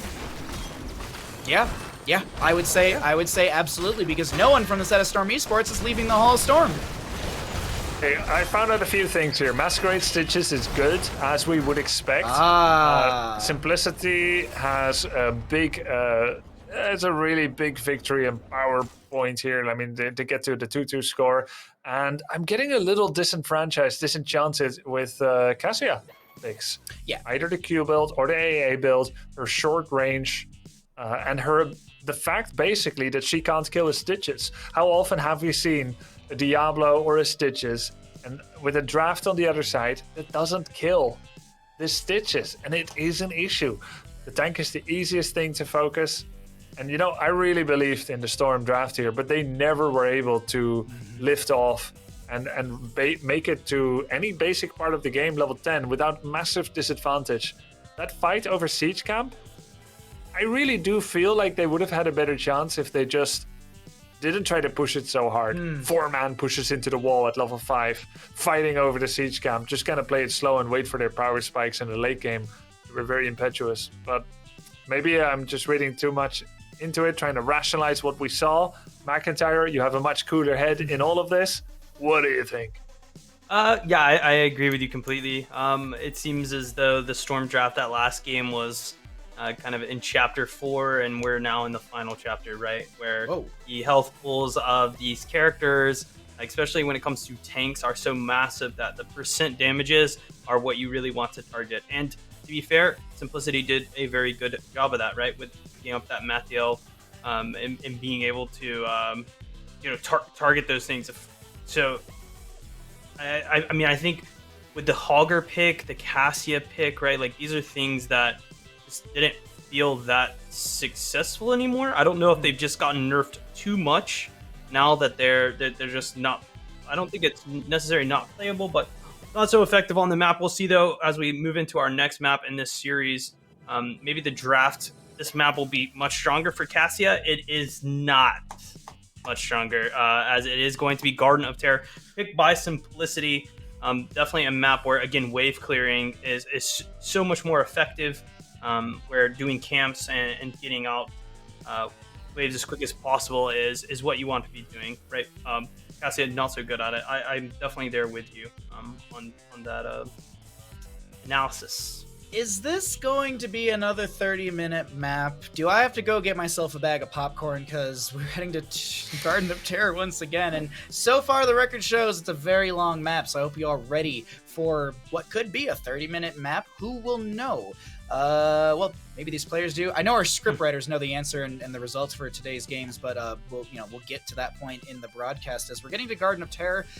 I gotta say, Simplicity looked way stronger in that map. It's a little crazy to me that Storm looks so weak. Like, it's just this, like, not flip of a coin, but it's just like, okay, it's your turn to be dominant, my turn to be dominant. Like, they're just trading the value, I guess, or the level of impact that they have into these maps. But we're getting into Garden of Terror. This is going to be our fourth map in this best of 7 series. Now, if everyone's at home, like, okay, it's 2-2. This game wins. No. We're not done. The winner of this game goes into the advantage slot, and then they have to win one more. So you have to have a map record of 4 and something to win this series, if anyone's wondering. But there's a cigar respect ban. The members of Storm do not want to deal with this, Grubby. So tennis of you to go at the advantage. I mean, it is. I just learned that you're a tennis player in the break, and now suddenly I recognize you. Like, one more point, advantage. A little advantage here and there, but yeah. What are you thinking of this draft, this map? Anything unfolding? Yeah, Zagara ban makes sense. She was monstrous. We saw everyone utilizing her range and damage, but the mauls have been good and bad. These were the best mauls we've seen yet. Of course, from a place of comfort of leading the whole game. But yeah, you probably don't want to face Lutano Sagara again. So that's a ban. And then Stukov removed. I actually sometimes question whether Stukov first pick is correct. Why is that? Because his biggest weakness is single target blow up, especially by Stitches. Abusing the fact that he has no cleanse, even though you try to bring in a Janna, it can be quite successful. So I think Stukov is one of the most powerful, but no cleanse is his biggest weakness, right? Even Brightwing and Mouth can save someone from a Valkyrie with that well-timed cleanse. And, maybe that's something that Storm is thinking about as well. Like, hey, that was an issue for us. So they're reacting in last game's draft. They're implementing that here. What are you thinking here, McIntyre? You've had some time to get your stew, your hot pot ready to go. What's the ingredients for Garden of Terror?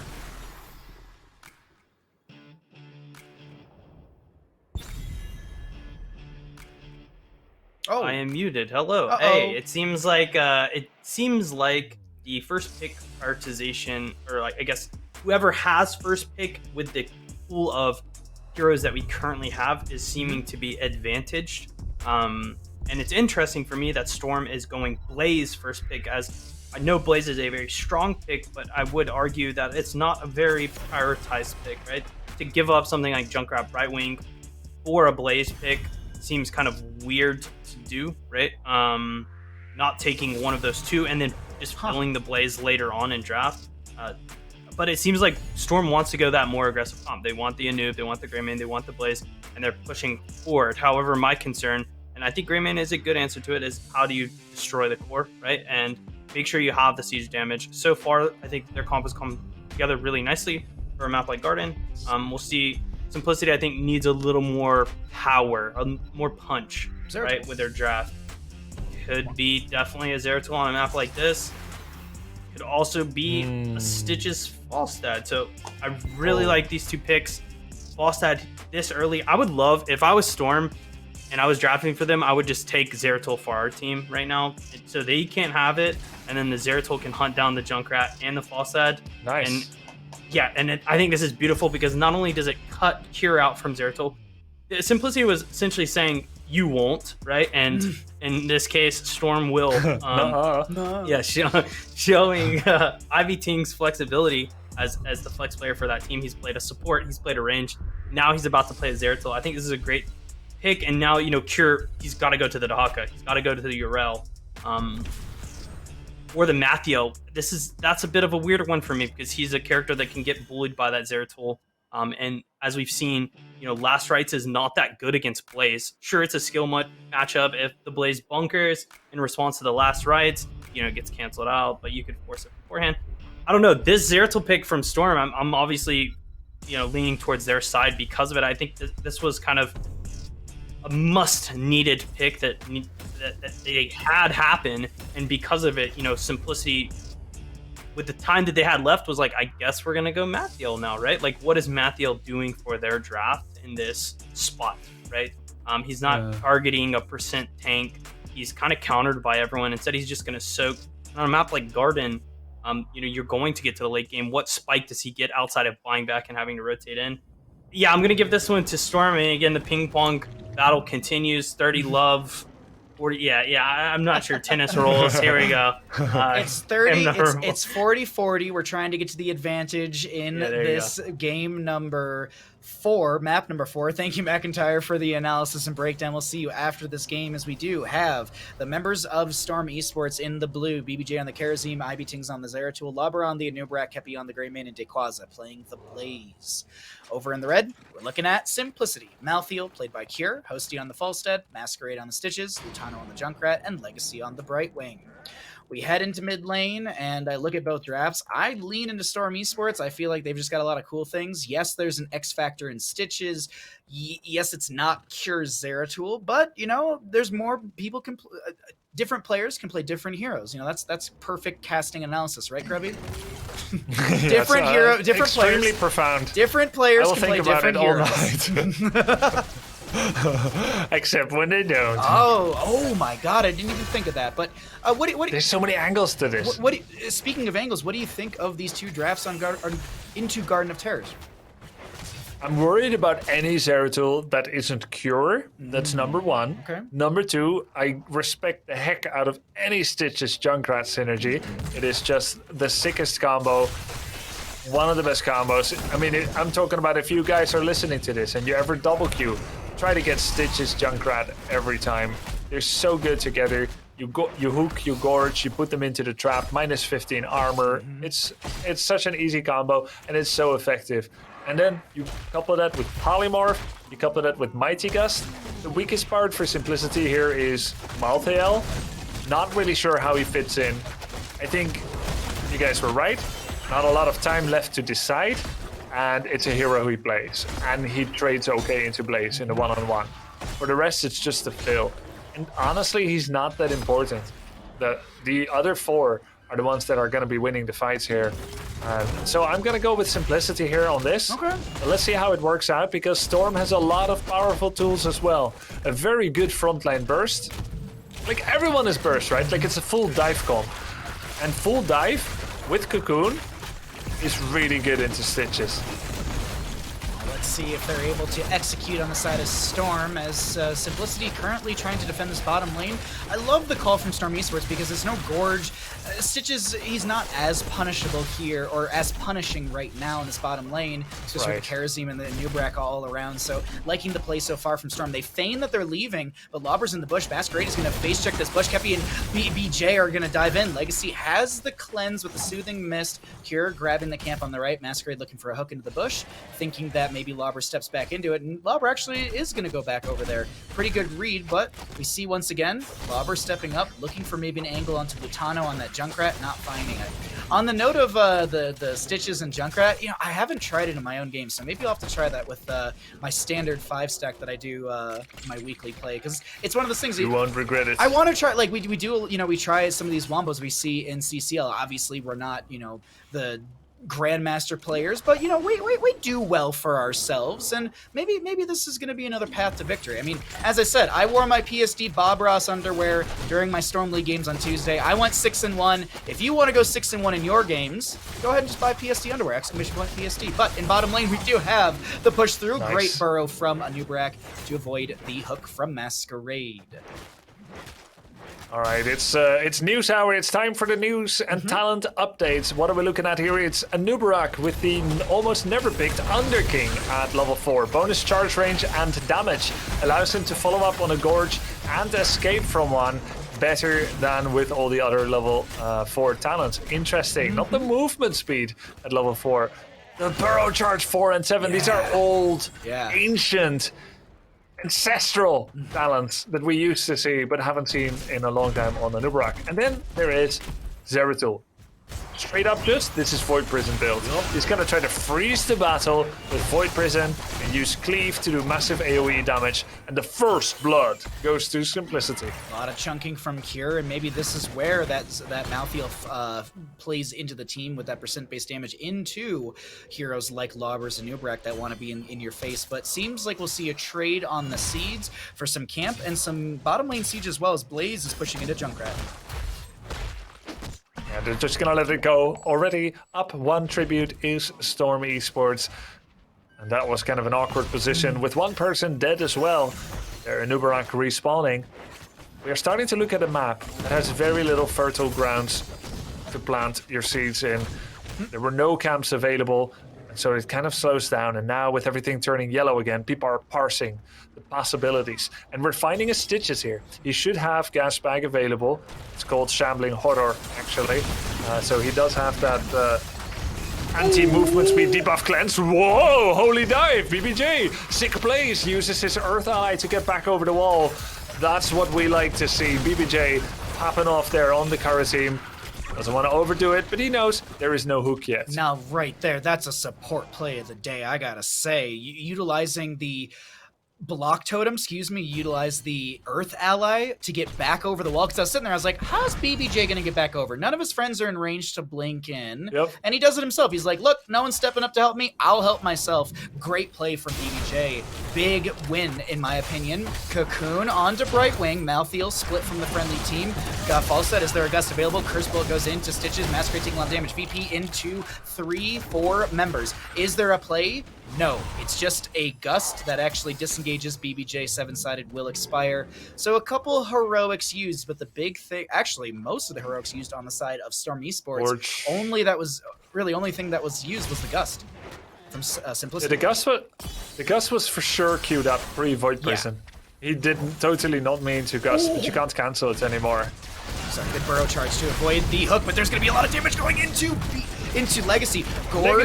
Gorge onto this Nubrak, but somehow BBJ lives through the last rites of Malthael. Malthael's the one to go down. Storm Esports picking apart the composition of Simplicity. Lutano saves himself, and Masquerade is left on an island all alone. Sad Stitches noises as the members of Storm Esports find a triple kill, looking for another seed. Not going to be for Garden Terror, but puts them near the spawn potential for said Garden Terror seed. Finally, we have a composition that can kill Stitches, courtesy of Cursed Bullet, 7-sided strike, and a good bit of CC. This is the kind of draft that you need against the Stitches, but don't cheer too soon if you are cheering for Storm, because Stitches really starts to pop off at level 13. And don't forget about ranged mosh pit on Falstad. Small victories were gained by Storm, but this is 100% within the parameters of expectations. You would need to be ahead by this point against the Falstad Stitches, because they get more and more dangerous as the game goes on. And honestly, I'd say Simplicity is doing just fine. The biggest problem here, they could lose the objective. And Legacy dies again. Twice where he was in a position where he could get caught out. That's unfortunate for him. Now we're talking about actual advantage. This is beyond just being on par against the Stitches. Now we have the kind of lead that is being created that feels very reminiscent of what Simplicity created on Tomb of the Spider Queen. Not as dominating, but definitely preventing the late game scaling from being turned against you. This is a near guaranteed objective for Storm, and they have all the choices in the world to decide how they're going to play this out. And that makes this maybe a perfect chance to get into comps to see how they will optimize this situation. You took the words out of my mouth. Into Storm Esports we go. Open up the map and we can run them down super easily. And they can't Gust Gorge into forts. Yeah, I follow you. Yeah. Yeah, 7-sided Yeah. up now. Oh, you're Gonna very go deep. deep. I got bunker, I got bunker. Yeah. Here for you. What's ours looking? Nice, nice. He used last right, Did it go off though? Oh, they yes. Okay. We can fight afterwards here. Yeah, I have 7-sided up. Oh wait, Yeah, I'm yeah. not footage. I'm not Cocoon Legacy. Legacy. Oh, that's fucking wicked. I have OSD. Look at Kier top side. Can we kill on ping? I'm nothing. Get my stun soon. I'm nothing also. Okay. Yeah, unlucky. We gain a lot here though. It's really good. Still up top pushing. This is how we play versus them. We just fucking kill their asses. Behind us. Here he goes. I don't know. I'm gonna reset. I'm gonna baseline too. No mana. Damn. Yeah, we can reset. Grubby. We open up the map, we run things down, and we can hear the win conditions set for the side of Storm Esports. We'll jump into Simplicity comms a little bit later and hear how they're getting on potentially, or this map could just explode in favor of Storm Esports. But I like the planning, I like the calls, and I really enjoy hearing how they're taking these engagements. Very calm, cool, collective comms from the side of Storm Esports. And they need to hold on to that calm, Bahamut, in order to close this out as they get a steal on the siege camp. Thank you very much. Gust as well. That actually... Uh-oh. That is enormous. Not the target you want. There's no way that Blaze is in any trouble from this. In fact, Legacy might be threatened. Masquerade being body blocked through his own gate. We have Kier coming down, trying to find that last little bit of damage. Last rights is up and available. Riptire comes out, and Kier, he's not even able to apply the last rights as he gets chunked. Speaking of chunked, Dequaza doesn't get hit by that Riptire as he was chunked inside of that bunker. Just hanging out, having a good time, eating a sandwich, letting all the explosions happen like fireworks on 4th of July.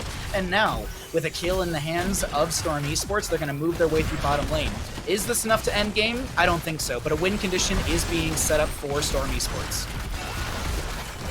This is keep play. Hook misses this time around.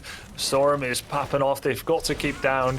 This is not like the other Garden of Terror games. We're at 10 minutes and a keep is down already, Bahamut. Things are looking good for Storm, but they still have to hold the advantage over the enemy team. Simplicity, not a team to scoff at. I understand that there's a solid lead for the side of Storm Esports. One hook gorge pick play could turn things around, but actually the turnaround is once again into Simplicity. Jet Propulsion only gets Dequaza near the enemy side. Hosty with the Gust, I think a little too early right there as the Cocoon hits this Falstad. Can he get out? Nope! And that's going to be another kill for the side of Storm Esports. Yeah, this is great plays here by Storm. You know, Stitch just steps up, he hooks. That's pretty much the end of his next 16 seconds, right, normally. But he stays in an ill-guided attempt. First rights coming on, Karazim. Malthael just gets absolutely blown up, or is he? Actually, Zeratul goes down, the bunker comes down, it buys a little bit of time, Kira gets hit with a curse bullet, and they're considering to jump onto Kira, but this is a lot of damage onto BBJ, who gets the dive away. Jet Propulsion misses Kira. That was critical. Dequaza, if he had that Jet Propulsion, I feel like it would have been a different fight, but he misses it, he goes down, and this is the turnaround moment. 16 talents here equalize. We still have the experience lead for Storm Esports, but now a little pressure alleviated on the side of Simplicity. Storm has to go manage lanes and start getting some of these camps, waiting for Zeratul and Blaze to respawn. That was actually very scary. This is where you start to think, hey, throwable, Bahamut? I mean, throwable? Trust me, any game is throwable. I'll tell you what. Just spoken as a man who has thrown. Same. Here. I'm not gonna lie about it, but either way, Cocoon does connect onto Stitches. There's a really split BBJ, and 7-sided strike buys some time. BBJ, no way! He's got a dash, he's got a dash. No. Out, G. No, oh wait, Hosty. No hammering? Just barrel in, wrong way! He's right here! Just fly in! That's a sick escape, BBJ, you monster! BBJ is having a phenomenal series right now on Lucio, on Karazim, but now another seed spawns, and on the tennis terms, it's advantage side for Simplicity as they just need this one seed to get a Garden Terror of their own. Looking at the minimap, the waves are pushed back a little bit, 50% on the map or so, middle of the lanes, but there's a dive onto Lutano, the concussion mine will save him. Panic Gust. That's a Panic Gust as well. Hosty doesn't have that available. Last rights on the Kepi, that should get the kill onto Greymane. Advantage to the side of Simplicity, but Storm Esports, they're continuing to make the play. There's a VP on 2-3 members. There's assist pings coming out, but no one can step in. Lobber, Dequaza, split from the friendly side. 43 seconds on Greymane, and I think they have to just eat this Garden Terror. Do you want to get into some Simplicity comms and hear how they play this, how they're getting along, and how they're trying to turn things around on Garden Terror? Perfect time, Bahamut. In we go. Yeah, I'll let you know. Yeah. We go He mid, could be I here think. already. How long on Z? How long on Z? on 2 seconds. Mid. We We don't need know. Esports, guys. Mid. Team. Only Kier should be off right now, guys. They're going. Like, Flying. I'm dead. Live. I think he got the heal. You have a guest? I don't have Gus yet. 3 seconds. Oh, Okay, you're nice. fine. we're getting I have going. Greymane's still dead. Yeah. Right? I have Gus now. I have Valley off. Works in as well. Oh. Nice try. It's a good look. I have Yeah, 0 VP still, yeah? Mountain Spread up. out for Zera. I drop a chart. He got the. Stay sieging mid. Stay sieging mid. Push this. Break They're goes. gonna go off the sides. We need a mid for it. This is like huge for Tribs. We don't see them yet. Okay, we see Blaze. They have to clear sides. They have no choice. Okay, spread out for Okay, Zera. Blaze is inside. Look for hook. I'm shredding from Junkrat. Yeah. I'm just gonna start spamming Poly on top of Blaze is Junkrat. about to get now. Blaze is about to group. I think we gotta run. They're about to be 20. We gotta run. Okay, alright. We turtle for 20 now. I think we'll be able to get all 3 seeds. Wait, they have 1 top. I think I can clear this. 1 stop. Just be careful. 2 Do top. this fast. Into this. Yeah.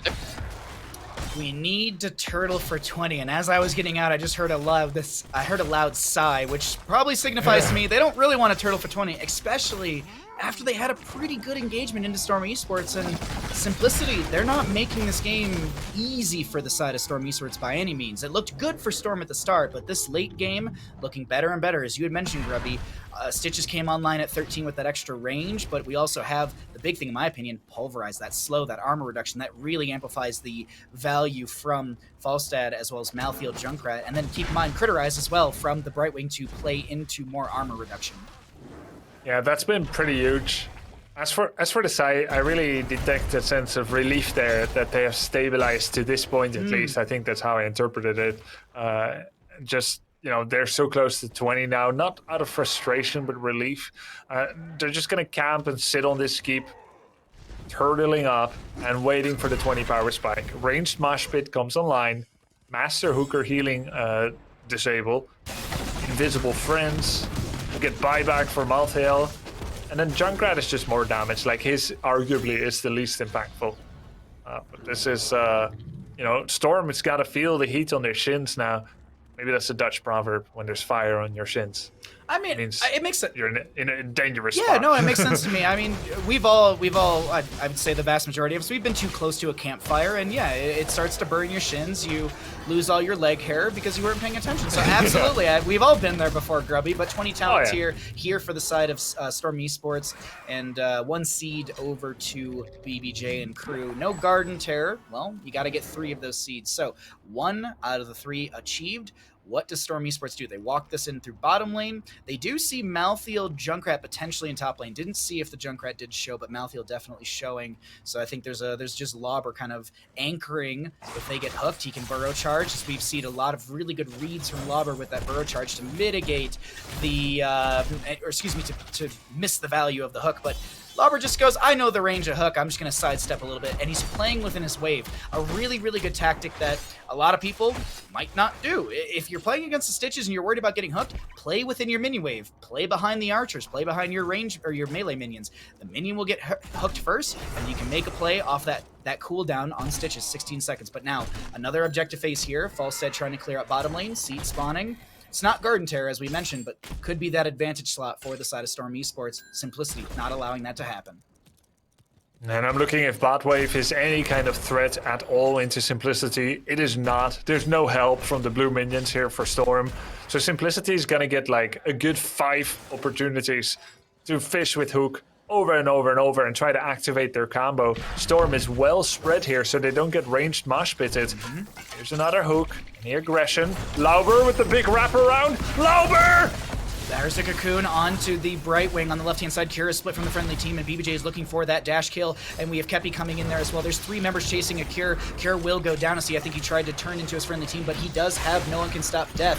He does have that buyback, if you will, but if Kira goes down within the next 3 minutes, he has like an 80-second death timer, and the seed will go over to the side of Storm Esports. A jet propulsion from Blaze will get him out of a hairy situation, no hook to connect, and now the waves are being pressed in and constantly through the mid, especially in the bottom lane, as there's no periodic catapult pressure to match the consistent catapult pressure of Storm Esports.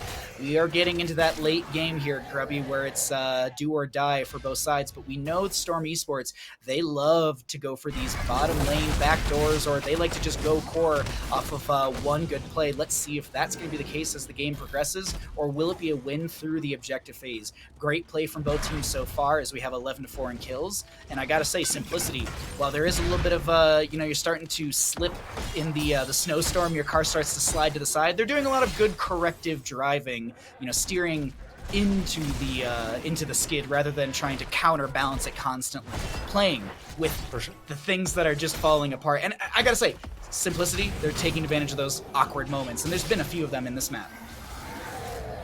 It was strange for a bit to see Anubarak being the one to clear there, but he was the first one to have that handled, and so he showed up there, which is very comfortable for Simplicity, knowing that Anubarak is visible. It gives space. In terms of pressure, Storm Esports has more pressure, but it's going to take at least a minute for that to really materialize into anything meaningful, which means that that wonderful 360 rotation surround that they had done in the previous tribute, that needs to be repeated right here. They want to take this real slow.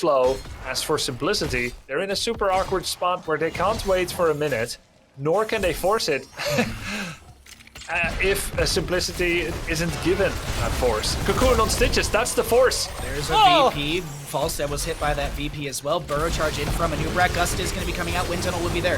Riptire from Junkrat does come through. Kerosene got hit with the Gorge. Jet Propulsion buys some time. Steel Trap will be there. Any 7-sided? No, not for the 33 seconds. So a trade onto Malthael. But as I mentioned, Malthael's death timer is very long. But oh my god, the Greymane gets picked off. And this is a mid lane fort that I believe fell. This is Simplicity simply burning down Storm. Siege Camp, what has it done? Nothing yet. It gives HoTS time to port back. Fantastic fight for Simplicity. They lost Malthael really quickly, but many heroics were used, Cocoon and Void Prison, to secure that isolation. The follow-up was perfectly shut down by HoTS. It's Gust. The burrow charge not going to be connecting there. And what did the Siege Camp do?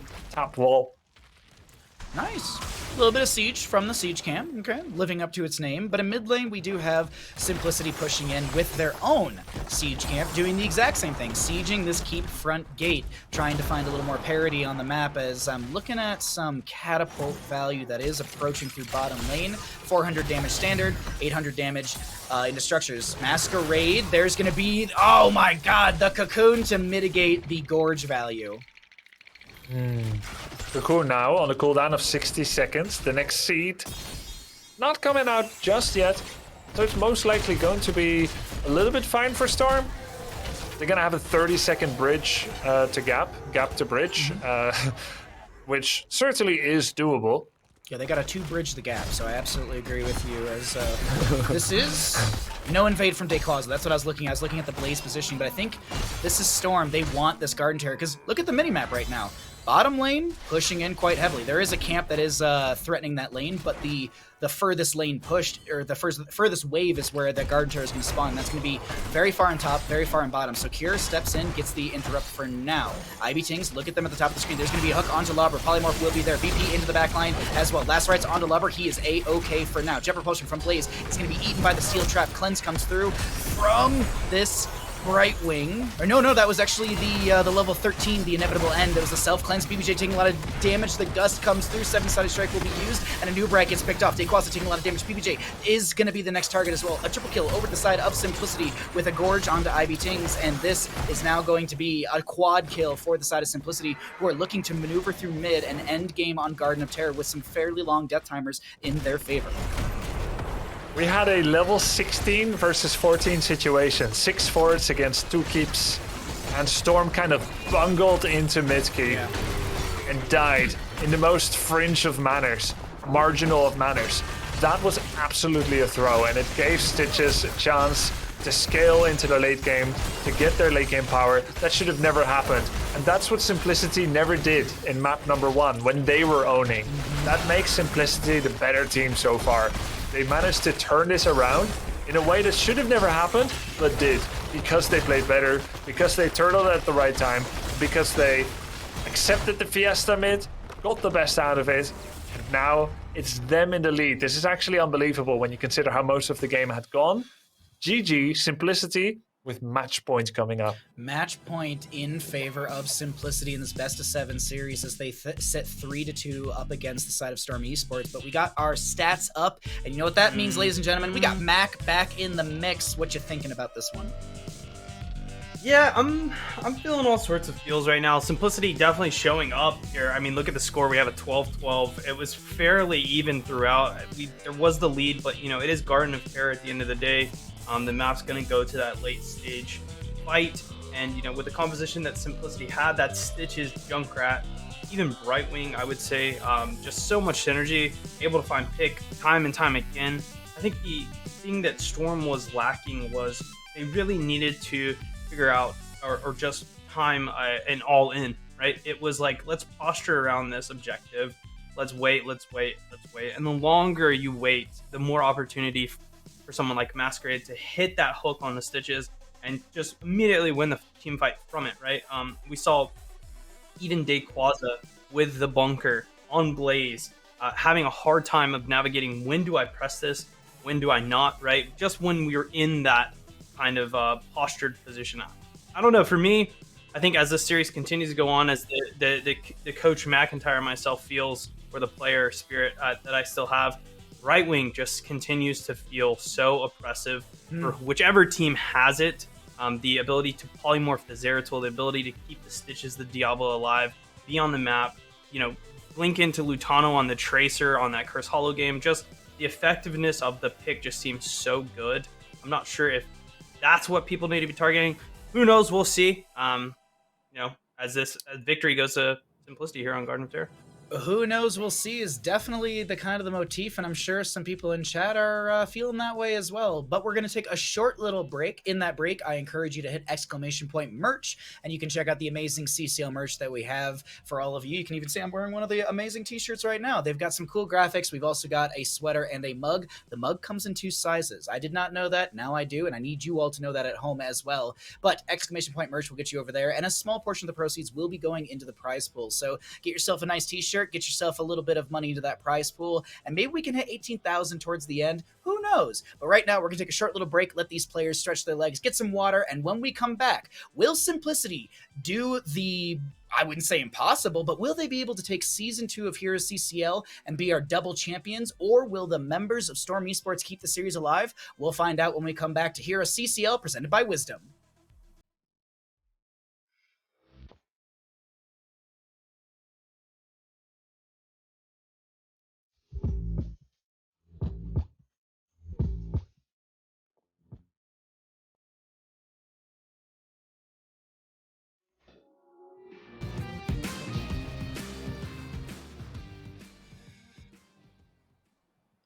Welcome back to HeroesCCL, presented by Wisdom. My name's still Bahamut, still joined by Grubby and McIntyre. Maybe one day it'll change, but not today, because we are getting into what could be the final game of HeroesCCL Season 2.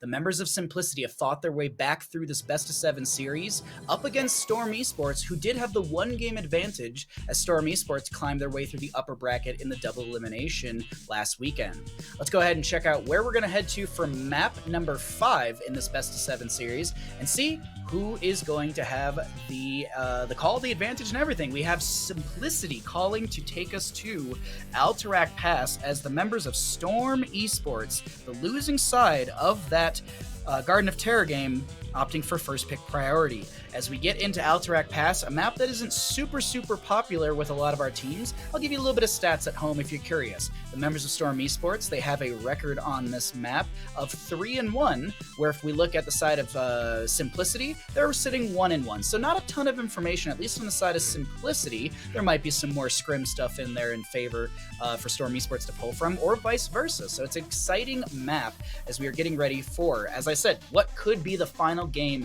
of HeroesCCL Season 2. Simplicity needs to win this map, and they will be crowned Season 2 champions, and they will have the double, if you will. They'll take Season 1 and Season 2, but Storm Esports, they're not going to make it easy through this Alterac Pass map, Grubby. It's going to be a hard-fought game for the side of Simplicity, and dare I say, same thing for Storm Esports.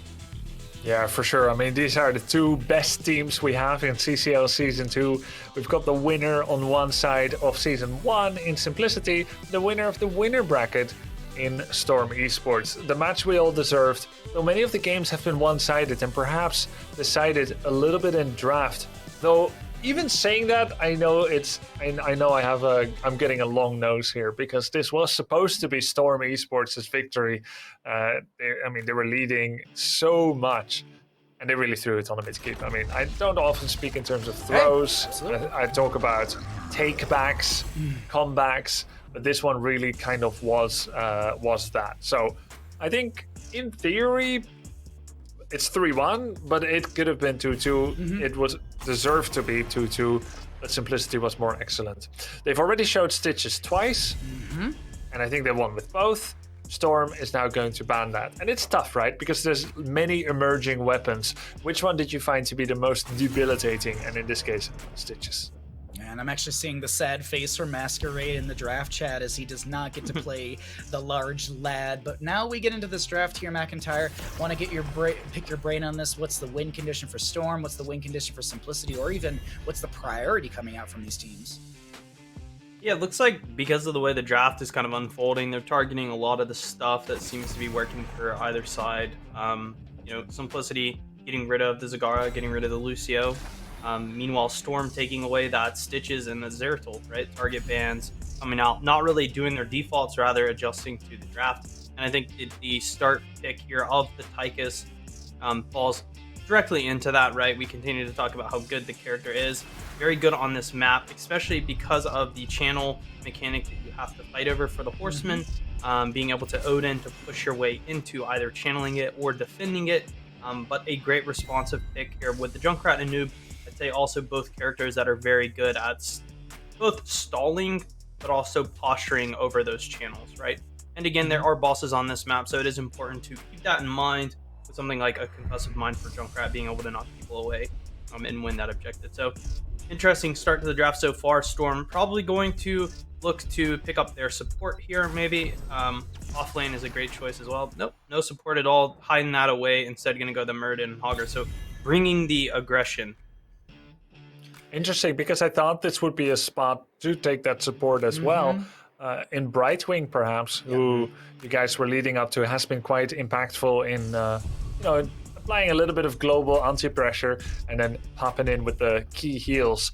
She does have a little bit less crowd control stoppage, and Junkrat and Nubrak bring a lot. And you also don't want to pick Kharazim right away before you see the full draft. So we have this kind of vanilla, let's wait and see where this is going to go draft from Storm with the known element of Hager, the average tank in Muradin. And that means they can either go Brightwing later on, or when they see everything emerge, Kharazim, or maybe even an Uther. We'll see how that goes. There's a lot on the line for this game in this draft, especially on the side of Storm Esports, but I was surprised that it was a Falstad ban rather than a Brightwing. I was thinking that they would try and ban out the Brightwing, as it was going to be the Simplicity pick after this. I would expect Brightwing should be right here, because Legacy, if memory serves me right, after that last game, it was like BBJ, like 55,000 healing on a, but this is damage build Kharazim, keep that in mind, with Iron Fist at 1. But Brightwing Legacy, like Legacy's Brightwing, it's so good. It was nearly 90,000 healing throughout that game. But now BBJ gonna get a really strong hero in the Stukov. We also will see Sylvanas as well. I'm liking the draft of Storm Esports, but now that we're getting to this last pick here, McIntyre, let's see what I want to hear from you, your breakdown analysis, and maybe even expectations from this last pick. Yeah, it's going to be something that maybe causes an engage. I could see a Hanzo, a character that can take the camp as well is probably something that they're going to look to go. Greymane could be pretty effective here. Okay. Yeah, so they are going to go with the Hanzo. Yeah. Again, just creating layers of engage I think is important here. That arrow being able to knock Stukov out of his lurking arm could be pretty impactful. If Muradin gets engaged on, panic jumps away, then you have that layer again to arrow on top of him and chase him down, but also able to get off the camps very quickly. I do think it's very interesting. The Stukov in the 4-5 for Storm I think is not something we would typically see, allowing the Muradin to be counterpicked instead of the support. Right, I think most of the time, and Grubby, you were even saying it, if you pick that Stukov early, then you allow for the other team to kind of draft around the fact that you don't have a cleanse. In this case, they're taking it in the 4-5, showing the Muradin, allowing some sort of counter pick for him. Mathiel and Brightwing are the choices. I do think it's interesting that Brightwing allowed through instead of the Falstad. I'm not really sure if Falstad was too threatening to the side of Storm, but I think it more so came down to the fact that there was not many characters left to counter the Falstad, so he would be unchecked, able to gust the boss, etc., etc. I don't know, both of these comps look very good. I think Simplicity, are on fire right now, but I'd love to see a last game of the series. I'm going to go give this one to Storm. Alrighty, McIntyre, thank you for your prediction and breakdown, as we've got the members of Storm Esports in the blue trying to keep themselves in this series and take us to the next and final map in this best of 7. We got Ivy Tings on the Sylvanas, BBJ on the Stukov, Lobber on the Muradin, Dequaz on the Hager, and Kepi on the Tychus. Over in the red, Simplicity, Cure on the Malthael, Legacy on the Brightwing, Hanzo, played by Hosty, Masquerade on the Anubrak, and Lutano on Junkrat. Members of Simplicity looking to close things out here through Alterac Pass. It's on their shoulders to do so. I've written down a Simplicity win. I think they're on fire right now. As much as I want one more game, Grubby, I don't think Simplicity does. I think they want to take this, shut it down, and be our Season 2 champions, and hold and continue the reign of Simplicity from Season 1 to Season 2. Let's see what unfolds, but I also want to get your thoughts on everything that we saw draft-wise getting into this game. Maybe, dare I say, a prediction from the Grubby? Let's see. It's there's quite a lot to unpack here. I think I'm just gonna go with the Tychus Sylvanas here on Storm. Okay. I think Muradin and Hogger are not as much key picks here. In fact, Hogger doesn't even exist. What am I talking about? But I think Sylvanas and Tychus are amazing power picks that are very highly contested. And when you think about it, Tychus was always good. He has been good for many seasons now, for many play days. Cassia's nerf has actually made him even a little bit better, as she was able to put up a bit of a fight into him. With Cassia now being worse and not really being looked at as much anymore, and when she was picked it looked bad, Tychus is a little bit better. So he's strong here. But Simplicity has the big damage comp. 3 assassins, essentially. Bruiser is Malthael, with a low HP tank and a low HP healer. Simplicity is looking to delete with a big arrow, the big stun combo, cocooning the Muradin, no doubt, and then going in on presumably either a Tychus or a Stukov. That's in the mid game. But I think Storm is going to have very strong pushes if they ever get the objective. They've got pretty decent stall with Tychus as well. Let's see how it goes. Simplicity has better stall, by the way. Yeah, I would agree with you. I'm looking at the builds that are starting out, and I was just curious to get your thought. Lauber on this Muradin, he's going to be going for that Dwarf block at level 1. He's going to the Thunderburn at level 4, so he's really trying to get into the face of the enemy team. I'm assuming it'll be the heavy impact at level 7, and then the Dwarf launch a little bit later on to get that range increase. I have tried out this build in some of my games, and it's really impactful, especially with that Dwarf that heavy impact for the 80% slow onto the enemy hero that you land on. And then when you have the Dwarf launch, you can increase that range, so you're able to dive into the backline, maybe on top of HoTS head, maybe on top of Legacy. We'll have to see how things work out for Lauber on that Muradin, but I really, really do like this build. As we look at things further as well, it's going to be that bigger they are for the Tychus, going to chunk into a Nubrak, and we've talked about this in the past, the difference between in the rhythm and the bigger they are. This is a great example of why you take in bigger they are into this composition. The reason being, as we had discussed, it's because there's only one high health pool main tank. Yes, Malthael's a bruiser you can kind of get in the face, but once you chunk down a Nubrak, what's exposed? Junkrat, Hanzo, Brightwing, Malthael, because he's probably trying to step forward to make space so a Nubrak can cycle in and out, get some HP from Brightwing, or even tap a well. So I love this pickup at level 4 from, I believe, Kepi on the Tychus, yes. And Kieran bottom lane gets the phase shift from Legacy just in time, but Kieran is still getting chunked. Masquerade comes in. Is this a play for Simplicity? Absolutely. First blood. No, excuse me, second blood over to the side of Simplicity as they found 2 kills, and her first objective phase is up and available with this kill. It looks like Masquerade wants to try and get the champ. Simplicity just a step ahead on everything so far. The rotational ganks, the saves, the peels, the Hellbats. Let's see how much those Hellbats do. They're actually on the mid already and on the mid wall. Actually, it works out well for Storm. They don't have to do much. Their own Hellbats, their own Gnolls, whatever, are still alive, and that gives them a little bit of an advantage. Do they use that to try and channel the objective? Actually, you can't.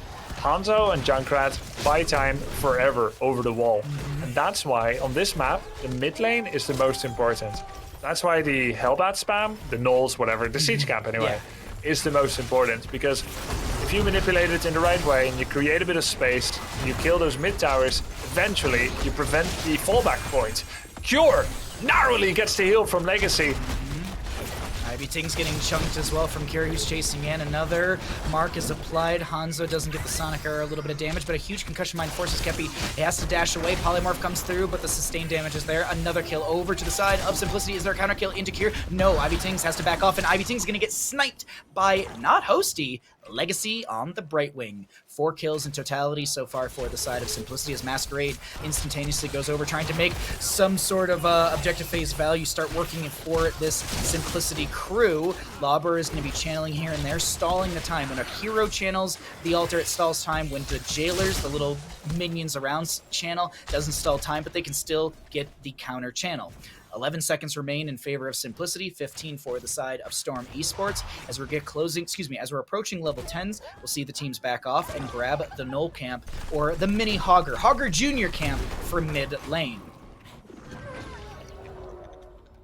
A nice lead for Simplicity here, 4 kills against nil. Nubrak is coming in. He can use Beetles to stall away the Footman and just do a solo channel. You can do this over and over by yourself without any help. He's trying to do just that. Storm trying to buy time. They're so close to level 10. Hogger just finished his final wave. He's going to come rotate bot. Will they have enough time though? It looks like no. It looks like Simplicity has this. And even a Cocoon just to make sure that everything finishes as it should. Simplicity gets the objective.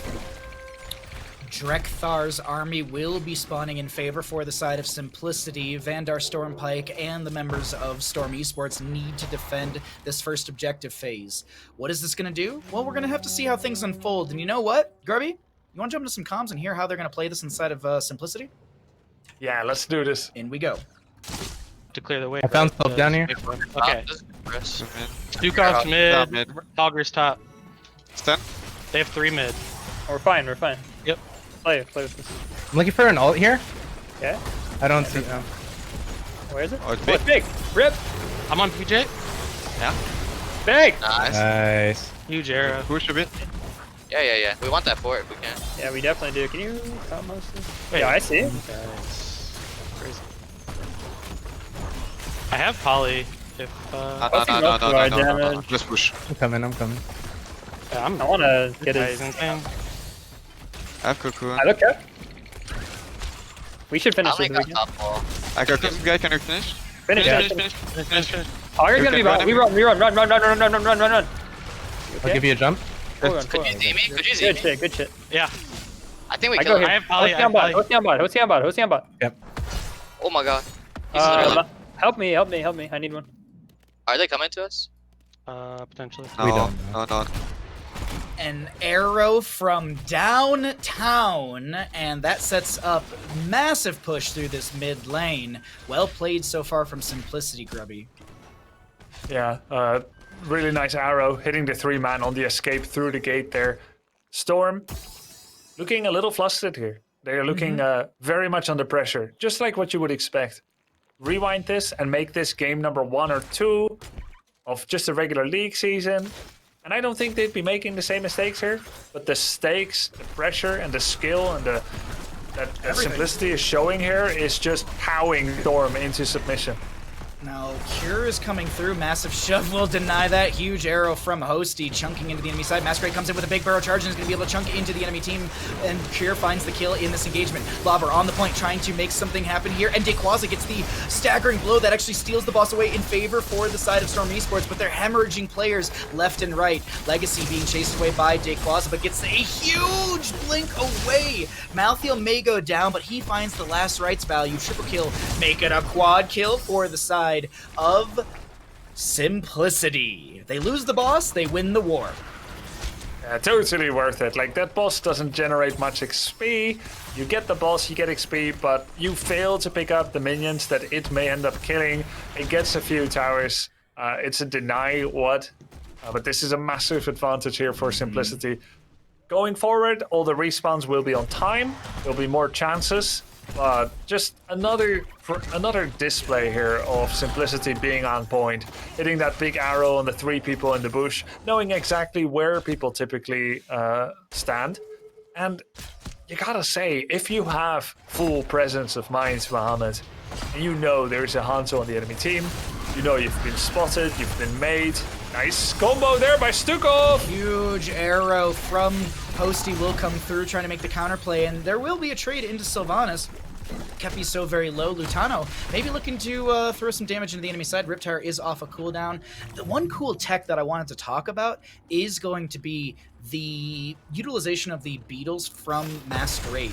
He summoned a bunch of the little lads, as he's got this lad factory, these mad lads, as you also have that level 13 burning beetles, and this allows him to be able to summon a bunch of beetles, step to the objective, let those beetles tank the jailers. That's a weird shockwave, but anyways. That's a weird shockwave. And Masquerade's able to get the channel all on his own. It's just a really cool tech, little adaptation that means, like, I'd love to see this more in like my own Storm League games for my new Breck players, because I think it's just such a nice utility rather than having one person pull the jailers or sit there and kill them out and then you go for the channel. It just a lot of really cool micro decisions that help a ton in the momentum that Simplicity has put into the face of Storm Esports. And speaking of momentum, that has yielded them so much value. A solid level lead, another objective phase. Drekthar's armies coming through these lanes. Let's see how Vandar, Stormpike, and the members of Storm Esports defend this. But the boss is showing that they're on this from the side of Simplicity. They can't step in on the side of Storm Esports. Just talent tier disparity, the map out of control a little bit. Whoa. Big arrow misses. That's the first arrow that really missed, but little anti-synergy with the cocoon from Masquerade. Yeah, exactly. Forgivable, definitely. No. No. All right, I retract my forgiveness, and I will display mercilessness. Please. And Thank you. draconian judgment. No problem. The boss and the raider come in here, and this should be a keep. Keep front gate is being pushed in right now. Masquerade, as I mentioned, has a lot of those beetles being summoned. And with this, actually, he didn't go for the, he went to the epicenter at level 16. So you have the increased burrow charge impact area by 60% and lower the cooldown by 1 second for each enemy hero hit. And there's been a lot of really good burrow charges for Masquerade. Reading the positioning from the hosty arrows. This keep is going to be falling, is it going to be falling completely? I didn't look at the boss health as we were moving on a top lane, but mid lane for it. It's not fallen. Okay. What, 60% off that top keep? This is, I guess, the difference. Simplicity is playing it safe, even when they're doing really well. They didn't pull what Storm kind of did on Garden of Terror on the mid keep. Just, they're confident that they can make it in the late game. No desperate plays there. Here's a bit of a play on Lauber. Last rights, comes early. Avatar gives him a health pool. But he's so slow because of the Swamp. Misses the Stormbolt. Cure, playing with fire, but he gets the heal from Legacy. There's a Cocoon with a Junkrat trap right under it. And a big arrow from Hosty coming through. Lutana rips the Riptire, and that will be Dequaza going down. Big Riptire gets some damage. There's going to be the chase from Kira, and he is as... Jesus. Oh, well, he was mopping up, but he accidentally threw the mop away, and he ends up going down, as this will be the mid lane chase onto Kepi. Hosty not able to make the kill happen, and now a camp to be stolen away for the side of Simplicity, and I would be surprised if they don't push through mid hard. And you can see the indecision right there. Where do we go? What are we gonna do? Where are we gonna push? Mid. And I like the call. I really actually, there's 3 dead. How do you not push mid with a camp that also reduces the armor of structures? Murden misses a bolt there. Wouldn't have done much even if it hit. But there is a bit of a difference between what Anub'arak and Murden can do in terms of pressure. Murden is basically a better backline distractor and less good of a setter upper for, you know, trying to kill the enemy tank, trying to kill anyone that oversteps. He's best when he's not really the main tank or where he doesn't need to worry about backline. Because of the arrow, he's always he has to respond to an enemy huge engage, and he doesn't do as much there. He's not as threatening, not as weak as Johanna to be sure, but this is a desperate play. 3 keeps, just playing full desperation, trying to do a pre-25. That's a big Stukov root. Arrow is massive. Arrow is huge.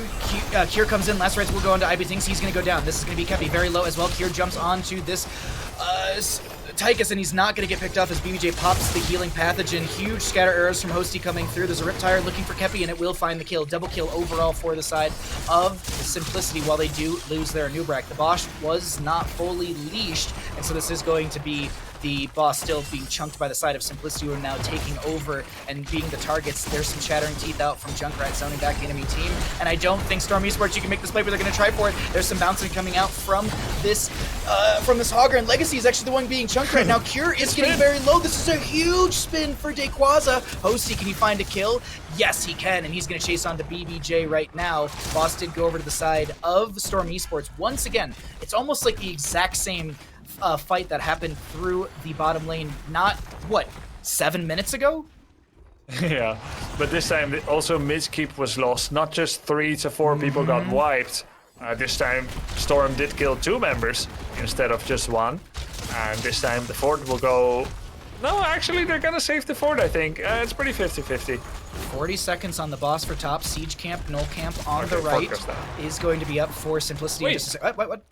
What? They saved it. They saved the fort. What do we look? 142 HP. That's like 3 autos from Abathur. So I'm just saying, or 1 auto from BBJ, as it's going to deal about 4,000 damage. 551. So in this situation, we have Junkrat. He's going to put a mine top, so that mine will be a permanent, non-stoppable vision ward. It's actually really powerful. Part of what makes Junkrat so good, because the boss is 10 seconds out for respawning. But we are closing in on level 20, and we're still at 2 keeps. Storm has actually been looking kind of weak into Simplicity in the last couple of games, and in the last, basically 15 minutes. So it doesn't feel encouraging for Storm, but they have their level 20s. It is still possible. Anything could happen. Muradin, Lawbird trying to rotate up, maybe to scout. The bosses will move through the minion wave, which does show. Malthael, Junkrat, Brightwing, all in this top lane. I believe Legacy used the face shift to come up here. Here's going to be the target. He's taking a lot of damage. Self-cleanse, big arrow from Hosty will not connect. We do have a bit of a concussion mine forcing Lobber off. Lacerates will find the kill, and the outplay comes out from Simplicity. This time, the boss not going to be stolen away by Storm Esports, as this could be a march through top lane to potentially go core. Epicenter value from this Nubrak is going to hit Kepi here, but he is able to dash away, throwing back some big red buttons to zone back the enemy team. But we are still having the Null Camp through mid arriving in favor of Simplicity. Is this the death march for game number 6? Will the members of Simplicity be able to close out this series here at Grubby? It certainly looks like it, Bahamut. Stukov standing way deep. He does another massive shove. Not sure what he was doing there, but he felt his team needs to step up to start doing damage. That was the play. Simplicity is stepping up. They're 5 versus 2. The boss is healthy. The minion wave is here. The Hellbats are here. Simplicity has done everything they needed to do to close this game out. They started with a 0-1, but they've won 4 out of 5 games. This is going to be it. It's going to be GG, Bahamut. GGs are called. Simplicity are going to be your Season 2 HeroesCCL champions. Back-to-back season champions. Congratulations, Simplicity. Seriously, a really, really well played series. Even Ralph wanted to get in on that one. Even Ralph's in on that one. I guess Ralph's a big Simplicity fan. There we go. But I gotta say, Simplicity, they had a bit of a run through this double elimination bracket. It wasn't easy by any means, McIntyre, but Simplicity, they will come out on top, and they will be your two-peat or repeat champions. I don't know the correct terminology for that one, but either way, two-time champions. There you go. I don't know, 2 times sounds a little weird, but here you go. Look at this. This is everything that has unfolded the past 2 weekends. Our double elimination bracket is full, it is figured out, and Simplicity are your Season 2 champions. Well played. Oh, congratulations. Congratulations. All right, Mac. 6-1 in the regular season, the winner of Season 1. They got first place in the regular season of Season 2. Not a slow start this time. Did drop down in the first round of the winner brackets, but came back and took it all. 3-2 only against 30k. It was closer than here, but they got stronger and stronger as the season continued, just like last season.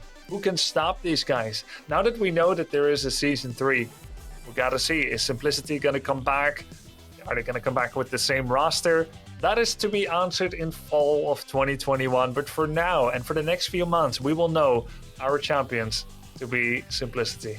And the cool thing with transitioning into Season 3 with no mandated roster drops, it gives all these teams time up until when Season 3 starts to scrim, practice. I'm sure that some teams will take a week or so off, celebrate, have a good time, relax, but I'm sure it's back to the grind because Season 3, if you're retaining your roster, you want to maintain that synergy, you want to maintain your team, and we'll see how things shape up for that. But, you know, let's talk about what's happening right now. A 21-6 game in favor of Simplicity. They shut things down, and we are going to be having Masquerade join us for an interview. I'm not sure if he's with us just yet, but we'll see him pop up in just a minute here. I really got to say, this season has been super fun. I have been lucky to be able to be joined by Grubby and McIntyre for a lot of these games, and it's been so much fun to cast, analyze, joke around, and just enjoy Heroes of the Storm with you too, as well as shout out to all of you in chat. I have been watching that prize pool go up and up and up. We hit $18,200 because of your support. And keep in mind, this prize pool, it does not close just yet. It will close next weekend, I believe, after our award show happens, which the award show will happen next Saturday, July 31st. I had to double check my calendar, at 1 o'clock PDT, 4 o'clock EDT, 22 CEST. So you still have some time if you want to up that prize pool, get it to $19,000. If you want to celebrate a Simplicity win and maybe, you know, get that prize pool higher for your #1 team, who are going to take, and I know this is going to sound a little crazy, they're going to take 60% of the pot, but then 35% of that 60%. So a little bit of math needed to be had. Maybe someone on Twitter's already figured out how much that is going to be, at least for the 18,200 right now. But as we get ready for this Masquerade interview, it has been such a fun series. And I as much as I want another game, Simplicity definitely showed that they are the dominant force in this. Storm Esports, they take second place overall in HeroesCCL Season 2, with the members of Chili Mountain taking third, as we had the game earlier today to determine that one. And it was just, I gotta say, McIntyre, it was just fun Heroes of the Storm. Some great back and forth, some really good games. We almost got a full day of Heroes of the Storm, but we were one game shy. Just want to get, what's your takeaway from this series as we're prepping for our interview here? I mean, for me, and for season 2 of CCL in general, I am just really driven by the fact that the competition in Heroes is still so ignited, right? And a lot of it is brought by the fact that you guys in the chat continue to support. We put on CCL to do exactly that, and to see it come to light is very, it's heartwarming for me, right? Especially as an old ex-pro, assuming that the game no longer existed in this sort of light, to continue to see it burn so bright, it is very nice. And again, shout outs to everyone again for that support. Obviously, HeroesHearth for continuing to be there for this game and this scene. It was a really, really nice day of games, nice season of games, and just overall, I really enjoyed what we got to see today, and hang out with you guys and cast. And it's so much fun. And yes, exactly. Hats off to production, to everyone in the background who make a lot of this happen, because, we have admins who are getting the lobbies ready while we're sitting here just talking and, preambling and getting into the games. So it's there's so much happening for HeroesCCL. There's so much happening in Heroes of Storm Esports. And you know what? I'm going to say this. It's not a dead game, but I believe I can hear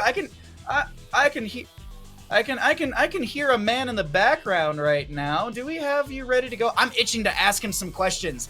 I need to hear Masquerade. I need to find out what bathrobe he's wearing as well. Did he win? Did he wear the 30K bathrobe in his grand? Yes.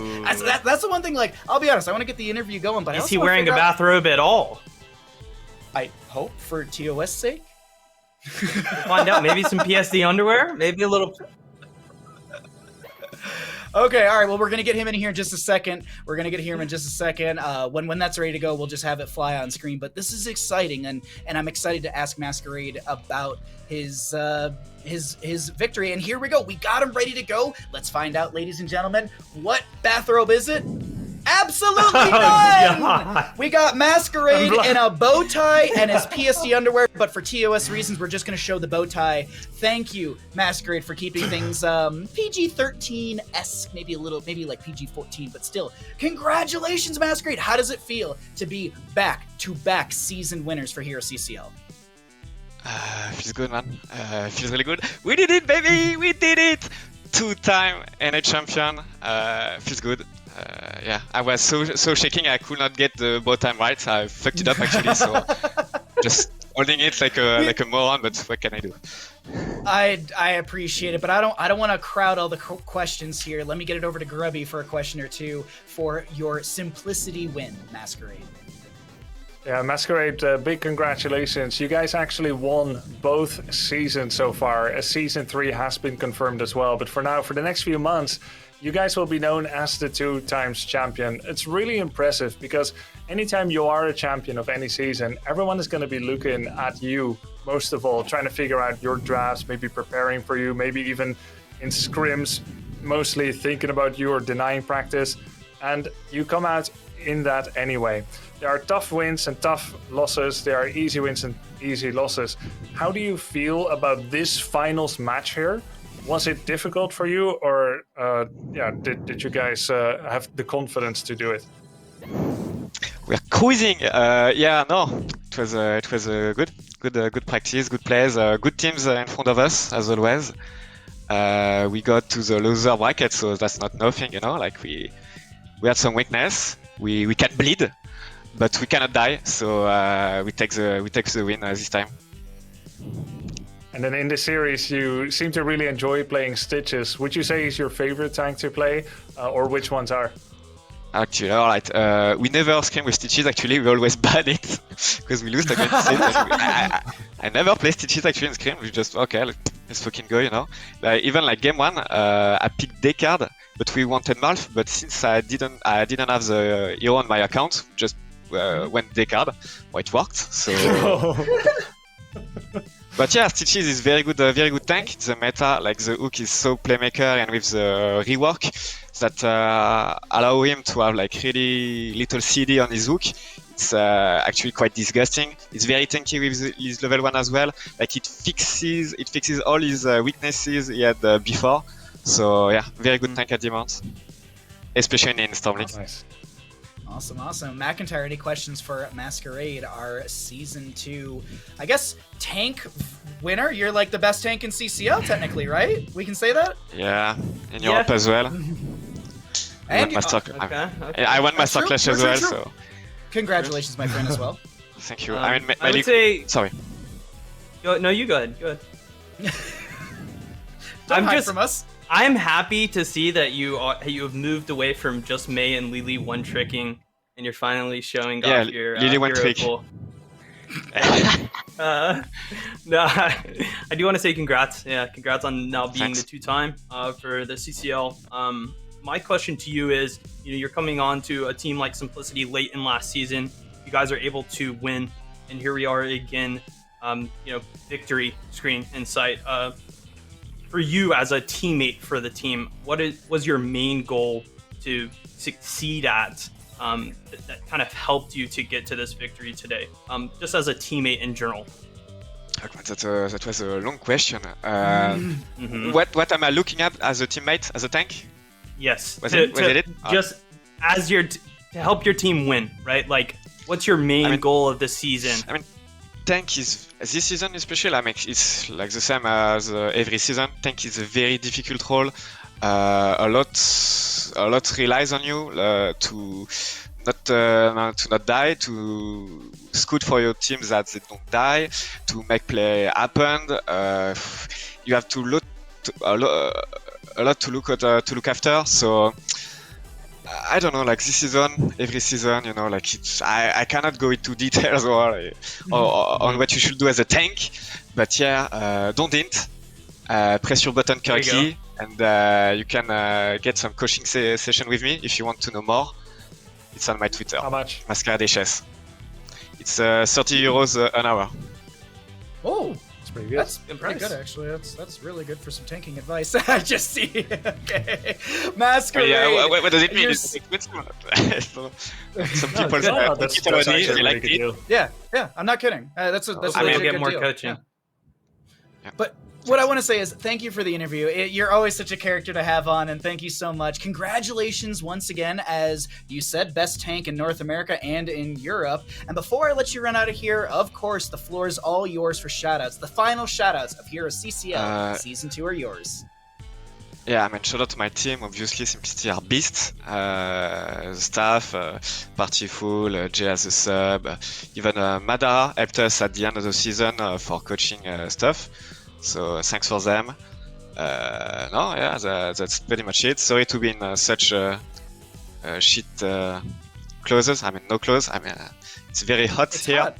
So I'm baked. I'm like a chicken. I'm rare chicken, that's it for my shoutouts. Shoutouts to the CCL production, Grubby that cannot understand me. Maybe next time I get a translator for you. Maybe okay, I understand. I understand you absolutely. I got no problem. But Masquerade, I don't want to keep you too long. Oh, go ahead. Please. Last shout out for the chat. Yeah, CCL viewers, you're legends. Keep it up. It's very funny to watch you. Thank you so much, Masquerade, for the interview. Congratulations on your victory. I'm gonna let you get out of here. I'm sure you're gonna go relax, cool off, maybe take a cold shower, something like that, in all the heat that you have. But you have an amazing night, my friend, and congratulations once again on your Season 2 victory as Simplicity. See you later, my friend. Thank you. See ya, boys. Oh man, McIntyre, Grubby, what a day!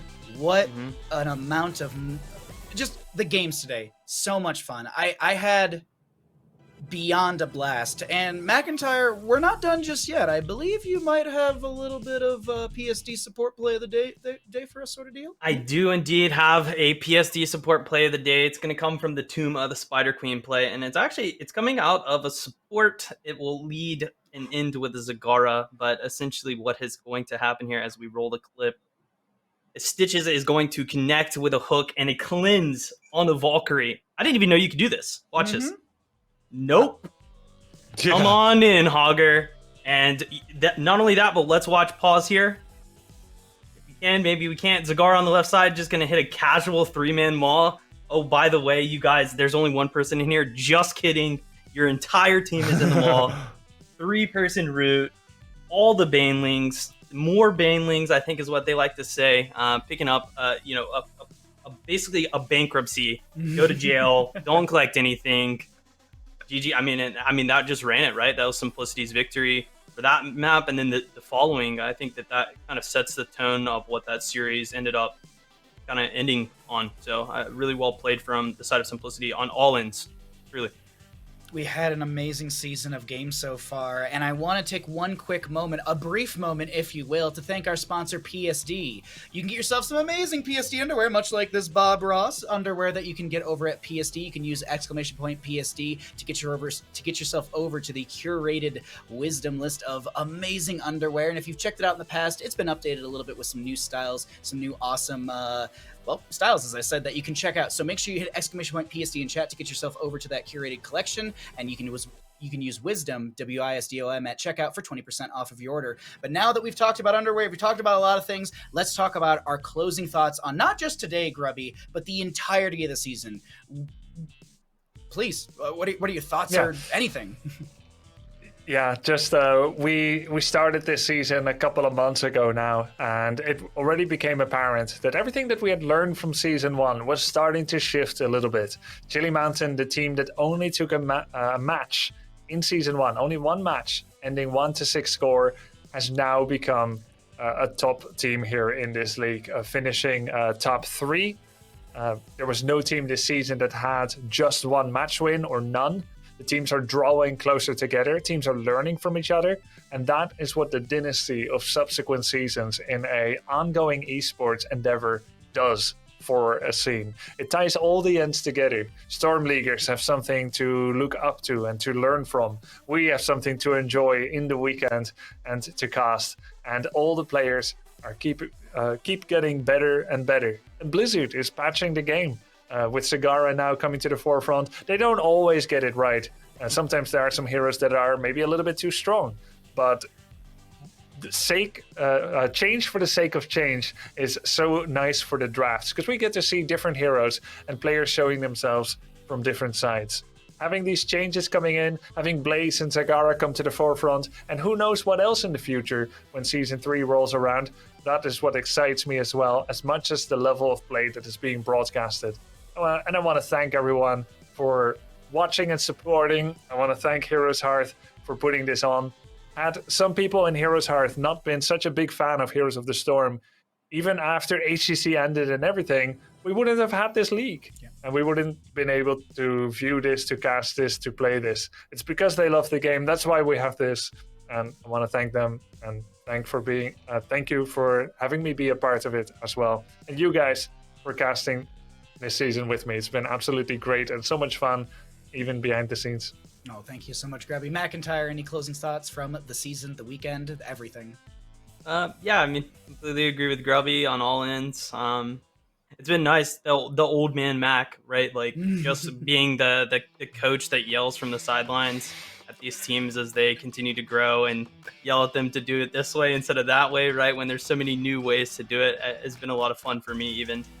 So I've really enjoyed my time here with you guys, especially bringing me in. Not the most well-spoken at times, but I think I get the job done. So thank you again for joining me on this adventure and allowing me to hang out in this space with you every weekend, as well as the chat. I know you guys have to put up with me too. So hopefully you've enjoyed. I've had a blast. It's been a great time. So shout outs to everyone behind the scenes too for being so supportive of my journey here.